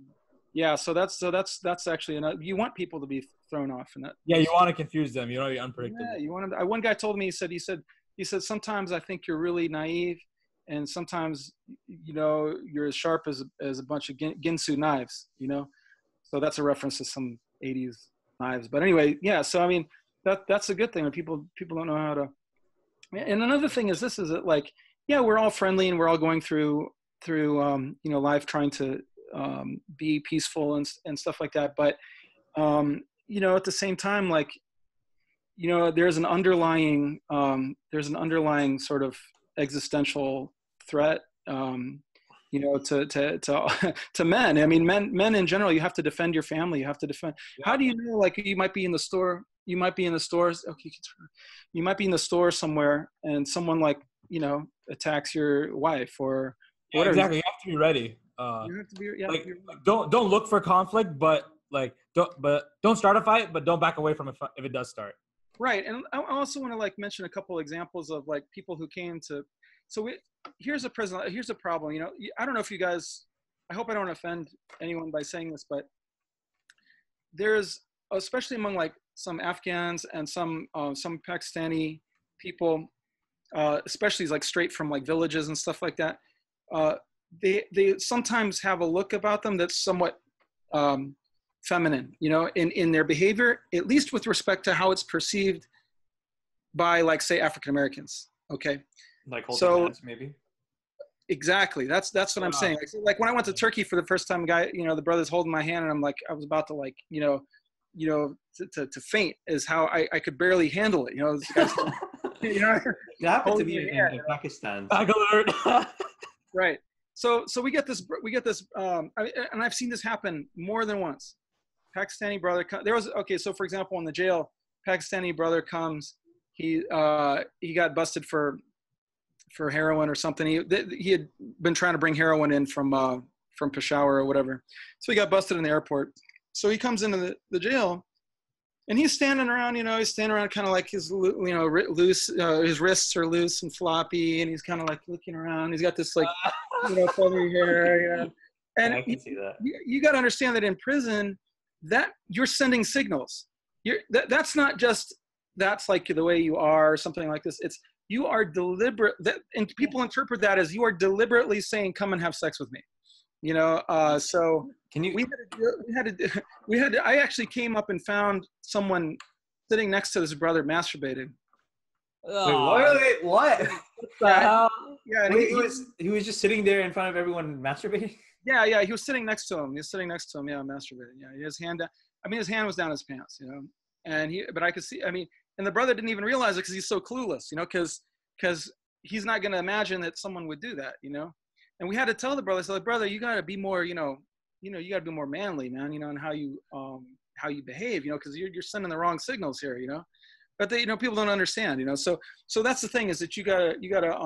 But hey, what? Another thing, a brother told me, he said, because you also have this like certain type of person who's walking around hard all the time, So the brother said, if you want to be Billy Badass, you got to be Billy Badass all the time, If you want to be hard, you got to be hard all the time, because you can't walk around hard for a while. And then the best thing is that middle ground, the best thing is that middle ground.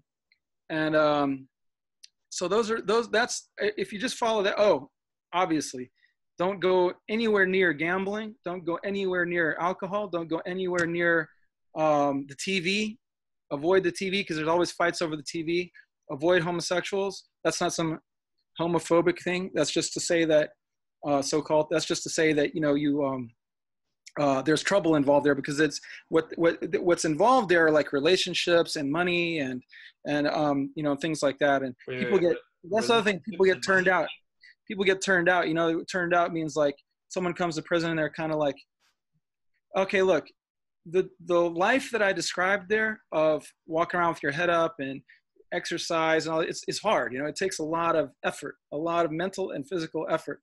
And a lot of people, because of their personality, especially unfortunately among white guys, but you see it among blacks and Hispanics too, is that it's easier and it's more in tune with their personality to be pimped out, and they might not have been in a situation like that in the real world. What do you mean to be pimped out? Well, like, lots of jewelry. To be a prostitute, basically. What the hell? Wait. Why is that in tune with their personality? I don't understand that. Well, are they more feminine? Are they jail gay, or are they like actually gay? What's the difference? Yeah, no, it's the same. It's the same. But look, there's a certain type of person who finds it easier to be manipulated. They find it easy. That's their person. And even when they know they're being manipulated, even when they know that they're being used, even when they know they're being traded around, but their personality is that perhaps that's how they were treated, maybe in their family life or out on the street. And so when they get to prison and people identify that and they say, oh, this is a guy, and there's 1,000 different ways that people can tell, like, for example, things like stealing from them, and then someone stole my laundry detergent one time. Oh man, me and the three brothers went around into like 3 or 4 different cells saying, look, we don't know if you took this. We're not accusing you of stealing this. But if you did, and if you know anyone who did, there's going to be problems, So this dude actually, as a result of that, went to the police and told them that he was under threat and to please take him off the compound because of what we did, So this guy he stole my stuff. He got so scared that he got off the compound. Now, one of the ways of testing people to see if they can be turned into prostitutes is by doing stuff like that. You steal from them, start smacking them around, and then, that type of stuff. And then they fall into it, they fall into it. So, yeah, you gotta, it's sort of like, what kind of person. Punish every transgression. Don't give anyone an inch. Yeah, kind of have to have that personality. Yeah, you have to. That's a very honor culture kind of idea that you have to, any transgression that happens to you, you got to like give that retribution. And then any time a person gives you a favor, you have to give that favor back. Yeah. And this isn't some toxic masculinity. It is pretty toxic, but what it is, it really is that if you don't do that, the consequences are much worse. So, Yeah. and again, it's like I said, when that dude jumped in front of me in line, I'm like, kind of like, here we go. I'm not looking forward to it. It's just, that's the way it is. That's the way you got to handle it, So I don't recommend handling things that way in your personal life. But here's where that's applicable. Where that's applicable is like, don't be the guy who's constantly like getting beat all the time. Don't be the guy don't be a doormat. Don't be a doormat. Don't be a doormat because it's just that's a choice also. You have to have some self-respect. Have some self-respect for yourself. You're not the guy who look, there's a certain type of person who is a doormat his whole life and then goes shoots up the school. You know what I'm saying? That's still being a doormat. If that's still you're actually you're actually that's not manliness. And by the way, that's exactly how I see Al-Qaeda and these people.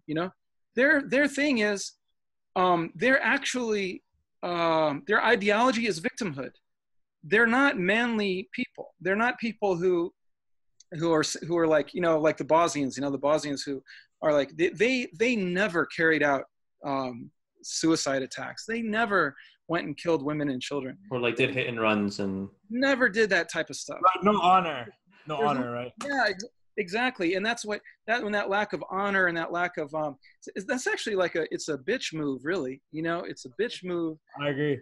To go and to go and run someone down. I mean, you're just a punt. Is really all you are. You can't handle the daily confrontations, the daily interactions in your life until you just explode one day. That's the type of defensive resentment, spite that underdeveloped small soul. That's how he handles it. What you have to be able to do is you have to, and you're not always going to win. Sometimes there's, sometimes don't. That's the other thing is like, don't take every loss as like a, some kind of like thing that you have to react over. You just have to deal. You have to deal with defeat in a manly way too. You know what I'm saying? Being defeated in whatever it's a small thing or a big thing. Don't be a sore loser. You take it on the chin, and you handle it. So all of this, look, all of this can be. I really highly advise reading the books of akhlaq, the works of character, and also hanging around Muslims who have good character. Hanging around, be someone who practices virtue, who practices the fada'il, the akhlaq and adab, and hang around people like that. And that's how you'll develop that. But I will say that there's the art of manliness is really lost, in our day and age. It's really lost. So there's no easy fix. There's no easy fix for it. And I do admire. I have to say, like, I've been following your guys' emails and stuff. I don't agree with everything maybe that you say, but I do like the I think it's a very important approach. It's a very important thing to do to try to restore manliness. But the question is, what is manliness? What does that consist of? And that's a very worthy topic to explore, and it needs to keep being explored for sure. Yeah, I want to touch on two things right now. You mentioned adab, and you mentioned adab in the correct sense, right? Because in Islam, like, adab doesn't mean being a doormat, right? Right. There's many instances, right? Like he would not, when someone would transgress, right, and they deserved it, he would attack them, right? Like, he wasn't always, like, he would forgive from position of power. Like when they surrounded Mecca, for example, and Fatih Mecca, he had them at gunpoint basically and said, "I'll forgive you." But why? He had the authority, right? And he showed mercy. But in a situation where you're being walked over, that's really not mercy. That's not kindness. You just don't have a choice, right? I like how you mentioned adab, right? Umar Khattab, he had adab, right? It's just being honorable, being brave is part of being of good adab. And then, so that was a good point that I like used adab correctly in this day and age of 2019. Absolutely. I'll give you another example. My wife was dropping me off at work, which is in DC. This dude drives by me, and I'm like on the side of the street getting out of the car. This dude drives by me and actually like veered towards me as he drove by and like almost skimmed my backpack that I was carrying. So I turn down the street and I'm looking at him like, like, what the hell, man? And I'm looking at him. This guy stops the car, puts it into reverse, and reverses back to me. So I'm like, what is this about, you know? So he reverses. Now, here's the situation. The dude's got a sort of crummy car. He's got a woman in the African-American guy. He's got a woman in the front seat. He's young. I can see the whole situation. The whole situation is that she looked in her mirror and well, first of all, he did that to like be funny. He's like, oh, let me scare this white dude. She says, oh, he's looking at us. You know, he's staring at us. So now, yeah, you know what I mean? So I can see. Yeah, it's like, oh, his girl's there, so he's got to like. So I can see right now, I can already see what's happening. Now, look, if I handle this in a way like, yo, man, you know, first of all, he's gonna have to do something because of his girl. All these different things. Anyway, man, it was just obviously not worth. I'm going into work. This is worth no one's trouble whatsoever. So I look at him. I'm looking him right in the eye, right? I'm looking right in the eye. And he's like, and I'm just standing there. I mean, I'm wearing a tie and, you know, dress shirt, but I'm a built guy, and I'm standing with my back straight, and I'm looking him right in the eye, and I'm like, you know, what? I mean, and he says, I wasn't gonna hit you, man. And I say, all right, that's cool, man. It's cool, you know. And he's like, no, he's like, I wasn't gonna hit you. I say, yes, sir, all right. And he drives off. You know what I mean? And so, in that whole little interaction, there's many, many things going on below the surface, you know. First of all, when he backed up, I didn't, you know, run away, you know. I'm standing there. I'm like, you know, but I'm being polite to him. And also, like, I was somewhat not humble, but I mean, I was humble, and I let the situation go, so he could be like in front of his girl that he, you know, came back and said something to me or whatever, you know what I'm saying? And we all walk away happily. And I don't have that, what's that word I'm looking for? I don't have that sort of lack of confidence, and I don't have that self-doubt where I would have done something and said something stupid. You know what I mean? Because that's actually not coming from manliness. That's coming from self-doubt and from self-consciousness.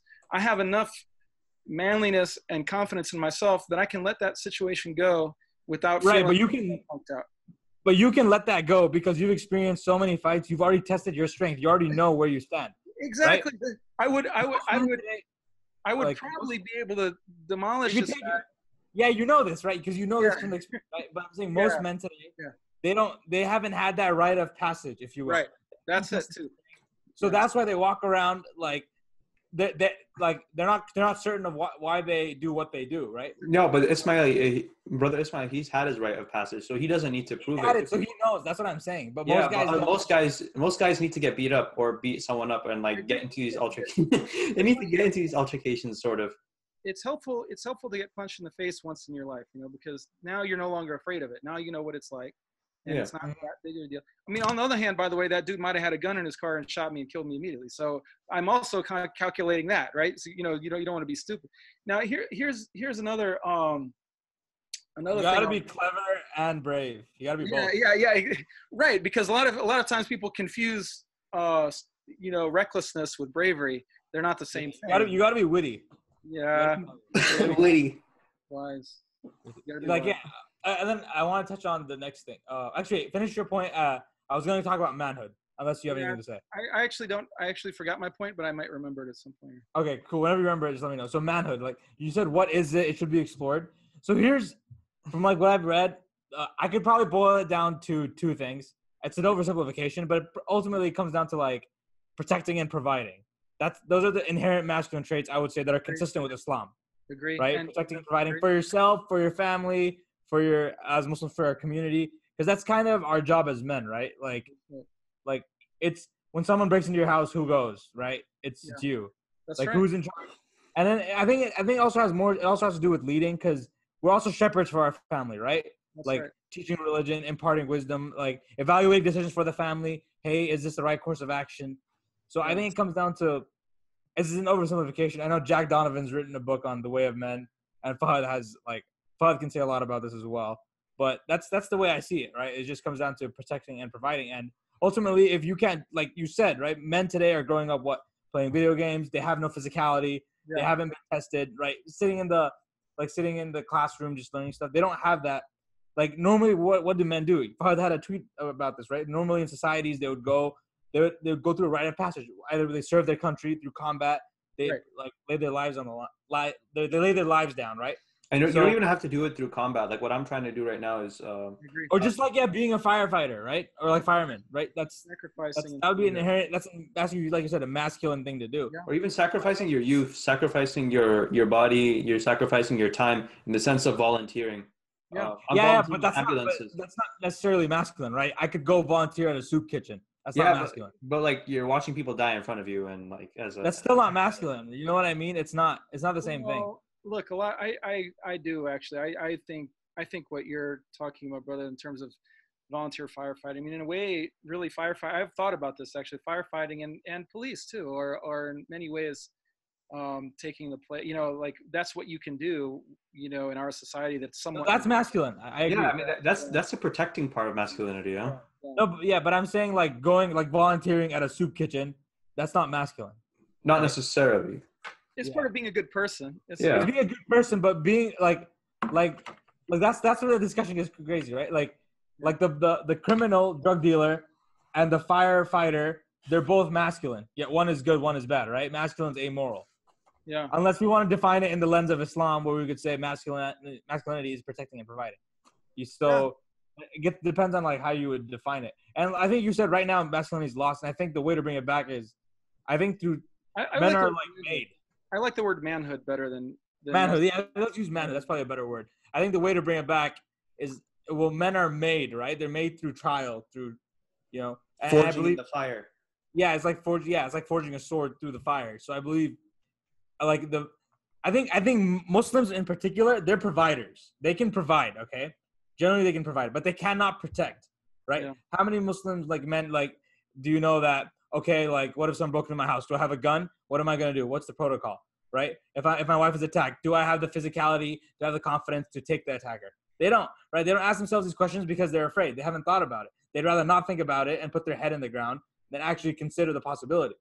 Yeah, right? I mean, that's because most begin with people need to like take accountability for themselves and take it seriously. You know what I mean? I remember the point I was going to make, which is somewhat in relation to this, is that I don't know if you guys remember the situation with the sister Nabra Hassanain, who was in Virginia a couple of Ramadans ago, and so it was her and a group of young Muslim men, 17, 18, year old youth. They went to they were doing itikaf at the masjid here in Northern Virginia, and they went to IHOP. And I think they were coming back from IHOP, when this El Salvadoran guy comes up, and I think one of the brothers had thrown something at him or something. He tried to like run them off the road or something like that. So when that conflict erupted, the guy, got out of his car and started chasing them with a baseball bat. So everyone ran away. They all ran away and left the sister, who started tripping over her jilbab and stuff. So he came and cracked her in the head with a baseball bat and was standing over her. And people, the brothers saw that. At least one of them reported seeing him standing over her with a baseball bat. He took her, threw her in the car, raped her, and killed her, and then threw her body in a lake. And the thing is that, like, everyone's like, wants to say, oh, don't criticize those young men because they, they are traumatized and they couldn't have done anything. But the thing about it is you're walking with a sister. You're a group of like 17-year-old, 18-year-old kids, and you leave her, to be raped and murdered, And I'm not going to. I'm not going to sit here and coddle these kids because of their trauma. I mean, they should be traumatized and they should feel bad. I mean, she's traumatized. She's dead. She got raped and she was murdered. And a group of young men left her for her to be raped and murdered. So it's not easy. It's not easy to face a situation where there's a lunatic with a baseball bat. That's not an easy situation. But and who of us knows what we would do in that situation? But I can tell you one thing, that the parents who raised those kids are the ones who should actually really be feeling guilty. They're the ones who should be saying, I raised a son without giving him the capability of handling that situation. That's who should be feeling guilty. Definitely, 100%. Like, 100%. I agree. Like, this kind of reminded me. This kind of goes into what Father even tweets about. He even said it once, right? There's your morals don't mean anything if you're not strong, right? Like, if the good men are not strong, then who are, right? Because who's gonna stop all these evil people? Don't care. But the murderer doesn't care about your morals. The rapist doesn't care, right? The rapist doesn't care that guns should be banned, right? He doesn't care, right? He doesn't care. So if we're not strong, then who is, right? Yeah. And like, it's like you said, the parents, it's like their responsibility. Like, it's even like, this kind of reminded me of the story of my dad. Like, he always taught me, like, oh, you have to protect your brother. You have to defend your brother. Like, when he got bullied once, he's like, yo, go deal with this guy. Like, go deal with it. And as a kid, I was kind of like, oh, it's kind of awkward. But like, he's like, go do it. And it's just like, this mentality needs to be there. I never in my life as a kid was some like fighter guy or something like that. But I was, one time I was in 8th grade, and this dude was bullying me when we were playing soccer. He was like an older guy, and he would trip me, and he would do this type of stuff, and it was irking me. So I just like one day just walked up to him and punched him in the jaw, without even. I have the same exact story, but basketball. Exactly. Yeah, and then I ran and hid underneath a desk, and the next day when I went out there to play soccer, the guy was like looking at me like, and he didn't say anything to me, so he left me alone, So it's like, and that's the type of thing is like, what are you going to do when you find yourself in that situation? What are you going to do? Are you going to, when you find yourself in the situation with the dude with the baseball bat, standing over the sister, or when you find yourself in the situation when someone is trying to harm your wife or break into your house or whatever. And by the way, really much as you said, providing also, are you the guy who's out there and getting a second job so that your wife can stay home with the kids and doesn't have to work? Or are you the guy making her go out and get a job? Any man who makes his wife go out and get a job instead of finding a second wife, to me, that's not manly. You mean finding a second job? Second job, you mean? Instead of finding a second job. Now, I have to say that obviously, I agree with you, 100%. Yeah. Now 100%. That's right. Now we live in an economy that's very difficult not to make it on two incomes. We know that. We also know that kids need the father at home too. They need to experience the father. But the father, the kids need the mother too. And if you're making the mother, and the kids need the mother at home as well. So if you're making the mother of your children go out and get a job, and your kid is being raised by some babysitter or something like that, I mean that's disgraceful. That's absolutely 100%. That's disgraceful. 100%. I agree with my dad's the same mentality. He's like, yo, these guys asking their wives to work is retarded. Yeah. Like because in Islam you can't. For one of the conditions for marriage has to be that he has to be able to provide. Like that's a condition. Like. And look, there's a lot of different things you can do. You can, if you're creative, you get out there and you look and if your main job isn't cutting it, then find some little side thing on the side and do that, and just, and bring in some income for your family, Man, people in Saudi, like there's like in Saudi Arabia, because I went to high school here, and like there's workers here that literally they'll work 2 jobs to send money back home for their wife and kids, so their kid can go to school and like madrasas and stuff because they couldn't go. So I mean, you can do it. Yeah, you can do it. If you want to be a man. And and it's not only that; it's also like the living standard of today. Like many people, like you don't need 2 cars. Exactly. Like, you don't need. There's so many things you don't need. Like exactly. I ride my bike to the metro and mostly and so there's ways that you can cut down as well, and that's also part of leadership. Being a leader and being a man is showing your family by example how to live and putting your foot down when it comes to excess. And it very much helps that my wife is very good at saving money as well.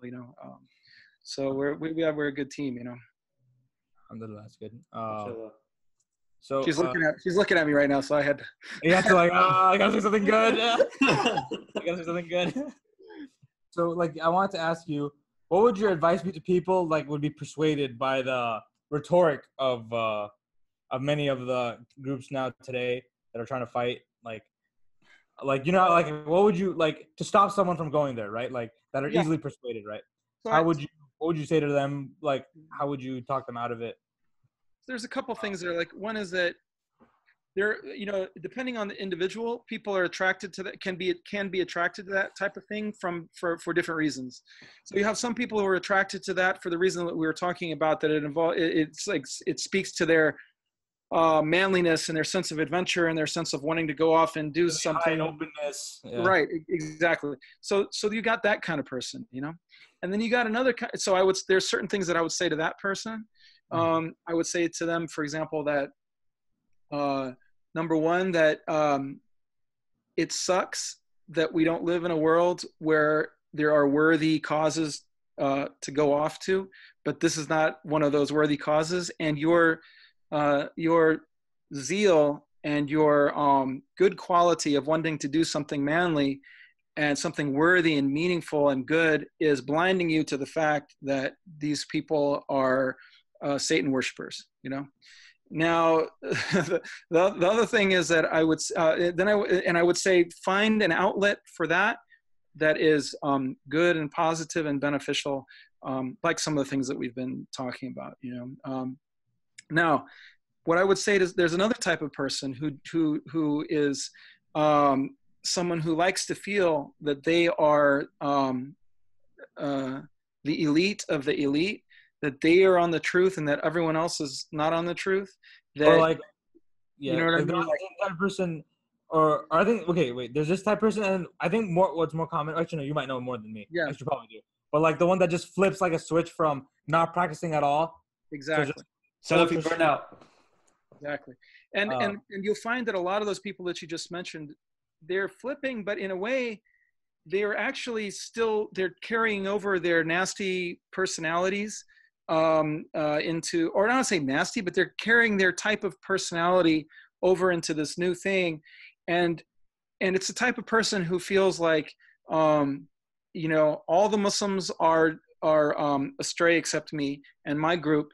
And, we have to fight the kuffar, we have to fight the munafiqeen, and we have to, and this type of person often feels like they have been, the victim of injustice. Victimhood is very big in them. Victimhood, yeah. Yeah, the victim. Now, this type of person is very, very hard to reach because they have a disorder in their soul. This person over here, who we talked about, the first type of person who's just wanting to do something meaningful and good and manly, you can reach this person because their soul is not as malformed and as disordered as this other person. I knew a guy in prison who was like this, and he was such an irreligious person. I mean, he was like, if you met him, you would never think from his behavior that he was Muslim if he wasn't like mentioning like Islamic terms or something like that. He was he would like he gave me a pair of shoes and took it back like the next day. He's like, oh yeah, I actually needed those. What the hell? Yeah. I mean, just like stuff that like, like you would never recognize this person as being Muslim. Why? Because he grew up his whole life he was Jordanian, but he grew up his whole life in a secular household that was urbanized and really high, high status and stuff. So he never learned any kind of like actual like Islamic behavior. And so this guy, I'm like, he came to me one time and he says, he says, Ismail, why does everyone hate me? And I said, well, okay, you need to work on your akhlaq, and I gave him the book, Madarij al-Salikin by Ibn Qayyim. I said, you need to read this book, because in this book, he's like, Ibn Qayyim like very carefully examines all the, these diseases of the soul. And I said, you need to read this book and you need to, you need to learn it. And he says, oh, I know this book. I teach it to my students. And the thing is, this guy is like, he likes to think of himself as some like, muta'alim, someone who's teaching people. Okay. So he's a total ignoramus, but he liked to be in that position where he was like, and he fooled a lot of people, and because he's Arab, first of all, and also, he fooled people into thinking that he was some, qualified person to teach. So he says, oh, I teach that book all the time. I said, no, I don't mean teaching the book. You need to read the book, and you need to look at yourself in the mirror a brutal honesty, and that's how you can get people. That's how people will stop hating you. And he just didn't. He didn't get it. He didn't get it because he had lacked that capacity for self-examination and introspection. And if you don't have that, ability to look yourself in the mirror honestly, and I just don't see. There are some people that it's the only way to reach such a person and stop them from going off into something like that is to like break their legs or something. I honestly don't. The best thing, because this type of person, by the way, this is the same type of person who, if he had not found like his ideology from like, he shoot a school or something. Yeah, he would be a school shooter, or he'd be, or he'd just be some other random type of loser, Yeah. I guess those people probably has to do with it's just the way they grew up in some sort of malevolence. They didn't really conquer their demons. And some people and some people, like someone asked Ibn Uthaymeen, they said, he was commenting on this about character, and he said that they asked about the person who was born with an inclination towards bad character. Mm-hmm. He said, in other words, like Allah basically fashioned this person with this sort of predilection, and he said this type of person has to work very, very, very hard to counteract that. But he's not excused from that, having to work hard to counteract that. He has to counteract that. And then there are other people who Allah created them with a disposition towards goodness. And he said, and those people are blessed, and they don't have to work as hard.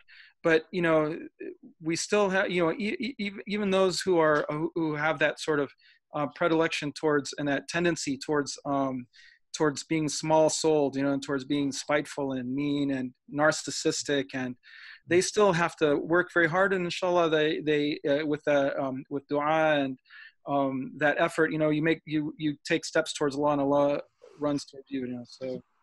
Mm-hmm. What was the other? That was a good response. Solid. Father, was there another question? Just reflecting on the Muslim community before and after prison. What are the most notable differences in the Muslim community before and after prison? Leftist takeover. Well, as you guys might know, I worked for various Islamic organizations from nearly the moment I became Muslim. I worked for the World Assembly of Muslim Youth in '93. I worked for CARE. Started working for CARE in 1994. Worked there on and off until 2001. The end of 2001, I worked at American Muslim Council and other organizations that people don't even know anymore, who are young, but who are around in the 90s. I worked for Muslim Students Association. I was the president of MSA at my university, and then I was a spokesperson for MSA National for a while. I was Muslim American Society. I was communications director for them. So I'm very, very intimately familiar with So that's one aspect of it. You have the one aspect, which is the sort of activist aspect. And I have to remind myself that that's not the whole Muslim community. That was my segment of the Muslim community, also being in DC.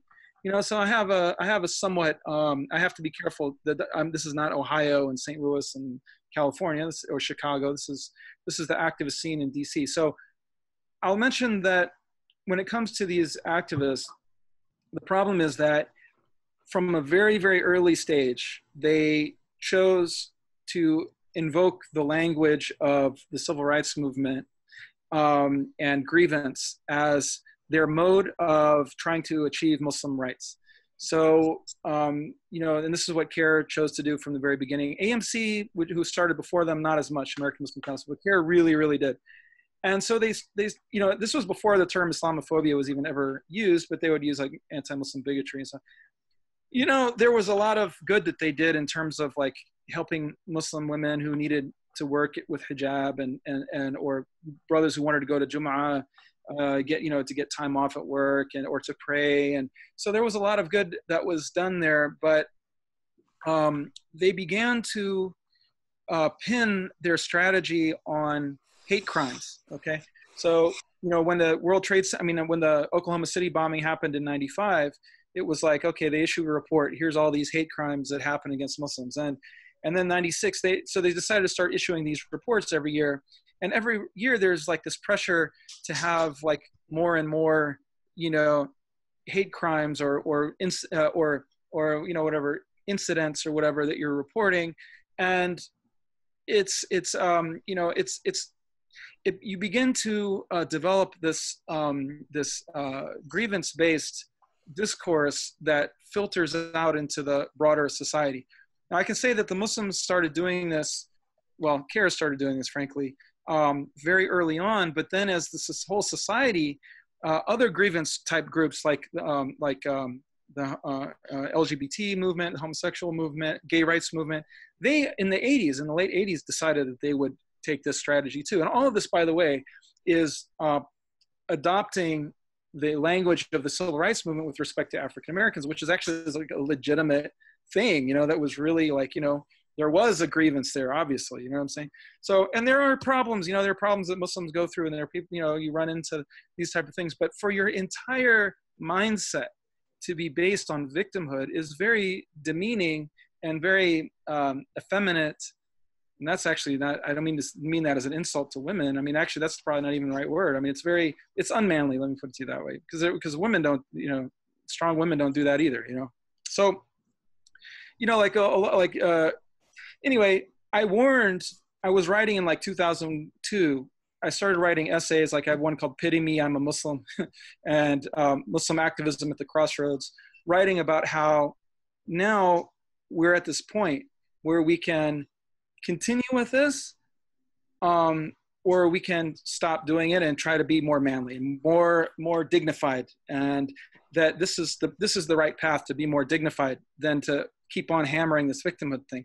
Well, what I did not, and I also mentioned this, that I didn't see coming, I didn't see the way that would lead towards the extreme progressivism and liberalism turn towards that among the Muslims. Because even I remember saying to my boss at CARE, saying, hey, do you think we should like say something about this, you know, same-sex marriage thing? Because it seems like things are going in that direction. Maybe we should like come out against it or something. He's like, well, we don't want to anger our friends, you know, in the ACLU and stuff, you know. But at the same time, like CARE at that time would like come out and denounce like bills that were, you know, that would allow like partial birth abortion. CARE was really good on that. They, you know, and, you know, so they had that sort of like, they continue to maintain that Islamic standard. Like back then, we would not hire a sister who wasn't wearing hijab. If a sister came in applying at CARE without hijab, she wouldn't get hired, you know? Or if a Muslim or if a brother came in, he wanted to work there and he didn't pray, he wouldn't get hired. You know, you wouldn't hire, it just wasn't possible, you know? So it was like, you know, it was just like we maintained this sort of like Islamicness, you know? And then after I went to prison, I remember sometime around 2016 or 17, no, 16. Yeah, sorry, 2016. Hearing on NPR, it was like an interview with, it was like a little focus group that they did with some Muslim women, young women, like college age. And they're like, oh, we're here destroying stereotypes. And one of them's like, oh yeah, I don't even care if I hear something on, if I see an article about, you know, about Palestine or something or whatever it was. I don't care about that. I'm much more interested in an article about Planned Parenthood. And I'm thinking in my mind, like, what? I mean, like, honestly, like, it did not compute at all. It didn't make any sense. Like, what is she even talking about? Like Planned Parenthood. When did Muslims care about Planned Parenthood? When did Muslims support abortion? I mean, that just does not make any, I didn't even understand. I didn't know how to process it, you know? And she was talking about gay rights. Oh yeah. And LGBTQ issues. That's the first time I ever heard that phrase. LGBTQ issues. Like, what is issues? You know, like definitely they have issues, but I don't know what you know, like issues involving, I guess, like, you know, getting access to bathrooms and having, you know, hormone therapy and whatever, you know, same-sex marriage, like, you know. So when I heard, this is the first time, and then they're talking, the interviewer's talking about how they're wearing hijab. So I mean, in my mind, I was like, if you can imagine, it's hard for you guys to imagine how shocking that was to me. Like, to you guys, that's normal. To me, it was utterly baffling. It just didn't make any, like someone talking about a round square. It didn't make any sense. So when I came out, I came out and I'm like, oh, what's this Twitter thing? And I started looking at that, and I didn't really have any access to the Muslim community, because I came out and my everyone's gone. All my friends were gone. It's like 13 and a half years later. So I'm just out, like I'm living with my dad. I didn't know anyone. I go to the mosque, like at the masjid, hardly anyone knew me, so I didn't really have any way to like connect. So I get onto, I couldn't figure out Facebook. So I get onto Twitter, and I'm looking at like some of these things I'm like, this is making no sense. I went and asked the imam at our masjid at Darul Hijra. I said, this was like maybe like a month after I got out. I said, what did you guys do after I got locked up? I mean, I said, you guys didn't say anything about the same-sex marriage? You guys didn't say anything about all this like abortion and stuff? I said, my daughter is coming in and talking to me.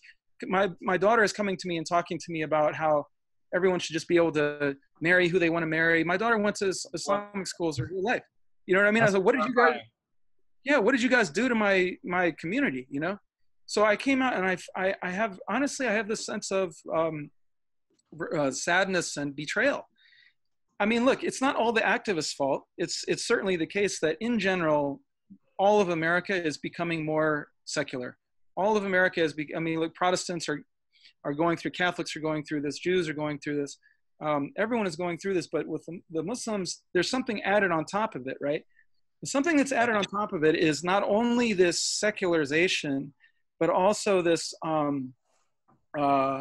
lack of dignity, because it's so much of it is driven by, especially by the activists. It's so much of it is driven by this pathological drive to be accepted. It's just like, yes, 100%. Oh, this kind of be accepted, and this whole second, like this victim mindset. Oh, we need them to accept us. Like, it's so terrible. Every time, I'm on like the email lists of several Islamic activist groups. It's just constant. I'm not going to say the name of the organization. Let's say like, we condemn this. We demand hate crimes investigation. Wallahi, there was some mosque. Someone left a picture of Jesus on the porch. We demand a federal hate crimes investigation. Or You're demanding a federal hate crimes investigation because someone left a picture of Jesus on the mosque? I mean, it's one thing if someone leaves bacon on the mosque, or someone runs into the mosque with the dog, as these type of things that happen, and they don't happen very often. Let's say when those are things that have to be dealt with. But first of all, if they were to listen to my advice, and I have been giving them this advice, I would tell them, don't make a huge deal publicly out of this. Handle this with law enforcement locally if it's something that you don't need to. First of all, a picture of Jesus doesn't need to be handled by federal law enforcement, okay? But someone running in with a dog in the mosque, that's something you go. And then like handle it in a way of like, let's have this person sit down with us and we'll talk to them and they'll get to know us, and we'll have their punishment be that they are required to come and have dinner with the imam or something. Like, well, I knew a brother who I worked actually at CARE. When I was working at CARE, this was like 98, he called us and he said, he worked for Coca-Cola. He was a driver for Coca-Cola, and they wouldn't allow him to wear his beard. And so I contacted Coca-Cola and I said, you guys are not allowing this guy to wear his beard. And, Title VII of the 1964 Civil Rights Act says that you're required to reasonably accommodate the religious practices of your employees. And he's wanting to wear it for a religion, and so you should let him wear it. And so they're like, okay, yeah, and they let him wear it, okay? So the brother calls me later to thank me, and he's like, we just got to talking about his story. I didn't know what his background was, but he says he was an Orthodox Jew from Israel, and he moved to the United States. And he really disliked Muslims. So he went into the masjid one time, this is in Colorado. He went into the masjid with his Torah to argue with the imam. He said he went into the imam and he's like, wanting to debate the imam. And the imam, who, by the way, I happen to know, when he mentioned the imam, I said, oh, I know that brother. He's a Pakistani brother who lived in Saudi Arabia for a long time. Sheikh, beautiful, beautiful brother. So he said that the sheikh told him, okay, let's have tea and chicken first and then we'll talk later. So this guy is now Muslim. He said, long story short, I became Muslim. So this guy ran into the mosque in order to debate, in order to argue, and and is now a Muslim. So that's that type of thing where what you were saying is coming from a place of strength. When you're coming from a place of strength and dignity, and you can handle things like that without being so fragile and crumbling into a little pile of dust and demanding hate crimes investigations, instead you're like, okay, well, here's this situation. Let me handle this. Let me deal with it. Let me, it's a completely different mentality than the mentality that we have today. So I really am very sad for, and I think here's part of it. Part of it is the second generation of Muslims, of immigrant Muslims. So the first generation, these guys didn't really care very much. They weren't like, they weren't seeking acceptance. Most of them, let's say, were not seeking acceptance so badly that they were willing to, fling their religion, to the side. Some of them, yes, to some extent, and we know examples of that and so on. But in general, especially some of the more religious people, they had more izzah, more honor. But people who are born in the United States, I believe that they have and their parents are from another country, they have a certain challenge and fitna that many people don't have, and that is that it's difficult for them, I think, in many ways, to know who they are and where they stand. So their identity is in some sense in a precarious situation, So you have some people who, react to that in a way where they, where they go, their identity is somewhat fragile. That's all I mean to say. And then I think that this is to a great extent driving a lot of this. And I will also put it on these activists, the first generation activists, who used this sort of they latched onto this like intersectionality and stuff as like some Machiavellian sort of scheme to try to achieve rights for Muslims, which, by the way, here's another problem, is that a lot of these activist organizations began to confuse the interests of Islam and Muslims with the interests of their own organizations. So we would find, and many organizations where I worked for, I'm thinking one in particular, it would be like, oh yeah, we achieved such and such result. Alhamdulillah, this is good for this is good for the Muslims. But I'm looking at it, I'm like, well, this is not actually good for the Muslims. This is actually good for us, in the sense of our, like, we got a little victory that we could, that we could like put in our newsletter and ask and fundraise over it. But like in the broader picture, obviously is not actually good for the Muslims. And, so they went that route. And between these two things, the activists on the one hand, pushing this stuff, and on the other hand, the difficulty of the second generation and they were abandoned. The second generation, I believe, instead of investing in things like Dar al-Qasim and Al-Medina Institute and all these different, some of these Yaqeen, and which, despite some, might have some disagreements, but I think that they're, in general, I think it's very good, and and other types of things. Instead of investing in these type of institutes and Zaytuna, instead of investing in more Zaytunas and grammar school type of Zaytunas and stuff like that, what we did was we invested so much in these victimology organizations. So we failed this second generation, I think, in giving them some grounding, very strong grounding to stand on. They floated away into their, into the mainstream of society, and this is what we're looking at. And so there's now this division. You're getting this division between those who care about their religion and those who are those who have lost their grounding, and it's a very dangerous situation. Brother, how does it feel transitioning from real life warrior to keyboard warrior? Well, I actually have a day job, and it doesn't. I know. Yeah, I have. Trying to be funny. Yeah, I was just trying to be funny. The real. But what he's actually asking is, how do you, like, you were on the front lines, you were like, you're in Bosnia, right? And now you're like now you now the way you stand for Islam now is more discourse, right? It's well, it's less so physical and more mental. Well, let me put it to you this way: like what I was doing in the 90s and so on. Yeah, I was going off to these places, but also then when I'm coming back, I'm working at CARE. I'm working at AMC. I'm working at Muslim. Right. I'm doing things where I'm trying to help build the community. So now I'm helping to build the community too, because I work for an organization and I'm right now like in organizing right now 3 separate conferences of ulama, to discuss actually some of these very issues that we're talking about today. And so I'm actually doing a lot of very fulfilling work. So a lot. Does this fulfill you more than like back then, or is it just because you're older now, so you're like more mellow? I would say yes, because I know. Here's what my major flaw was in attempting to relive Bosnia. You know, I kept trying to relive this period of time, which was this, I don't want to say magical, but it was just like this beautiful confluence of my youth and an actual like black and white war, you know. So that type of situation, which was with good people, and I was with good people more or less, you know, for a good cause, and I was young, and so as the years went by, I kept trying to recapture that, and it can't be recaptured. It couldn't be recaptured, you know. So my error was, instead of focusing on what I could do, you know, in the here and now, and focusing on my family and building my family as part of my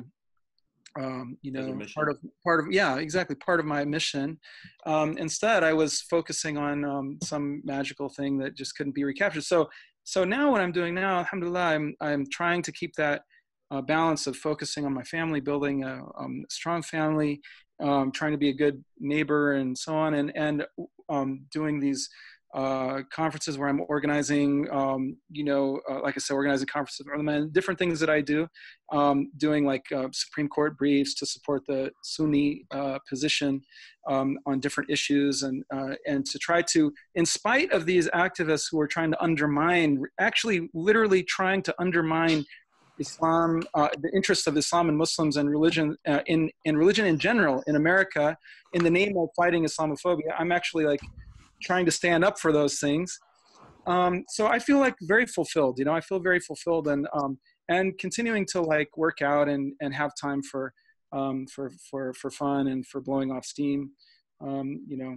Yeah. So yeah, I feel very good. And like most people know me just from Twitter, but believe it or not, I don't spend most of my time just like, ranting and raving about stuff. No, of course.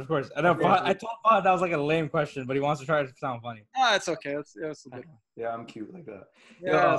And then also, very, very last question, because we got to wrap this up. I got to bring Oscar soon, and keep this question very brief. Yeah. So we know from Twitter that you recently had a son. His name is Ali, mashallah. Ali Ismail Royer. Yep. So if you were to listen to this in 20 years, what would you want to say to him? Like, think of this as like a little time capsule. Wow, that's a beautiful question. That's a beautiful question. That's the best question I've ever been asked on one of these things. Nice. You can think on this, yeah. I would say to him, I hope I was there for you. I hope you know that I love you unconditionally. I hope that you learned from me how to be a man, how to be a Muslim man, how to be, how to be a good person. And, I hope you learn to love your Lord and love the people around you, and do good. Yeah, that's what I would say. And that's what I would say. That's a tough one. Yeah, that's a tough one. But that's something like that is what I would say to him. That's pretty deep. Yeah. I think that's a wrap. All right. So Jazakallah khair for taking the time out of your busy life. I know you do a lot of stuff. Like, you have a family, you're active in the community and everything. Jazakallah khair. It was an honor to be here with you, and I'm sure I've sure said something stupid here that someone can take out of context and use against me. If you're that person, just assume the best. Yeah, exactly. Yeah. All right. Fahad, do you want to wrap it up? Oh, wait, I don't know. I think where can people find you? Okay, so Twitter is a good way, at Ismail Royer on Twitter, or you can email me, ismailroyer@gmail.com is fine too.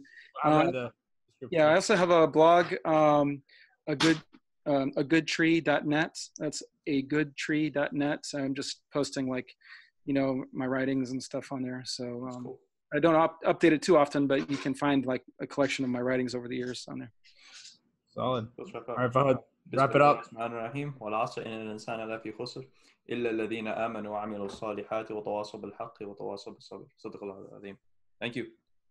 بارك الله فيكم. السلام عليكم. وعليكم السلام.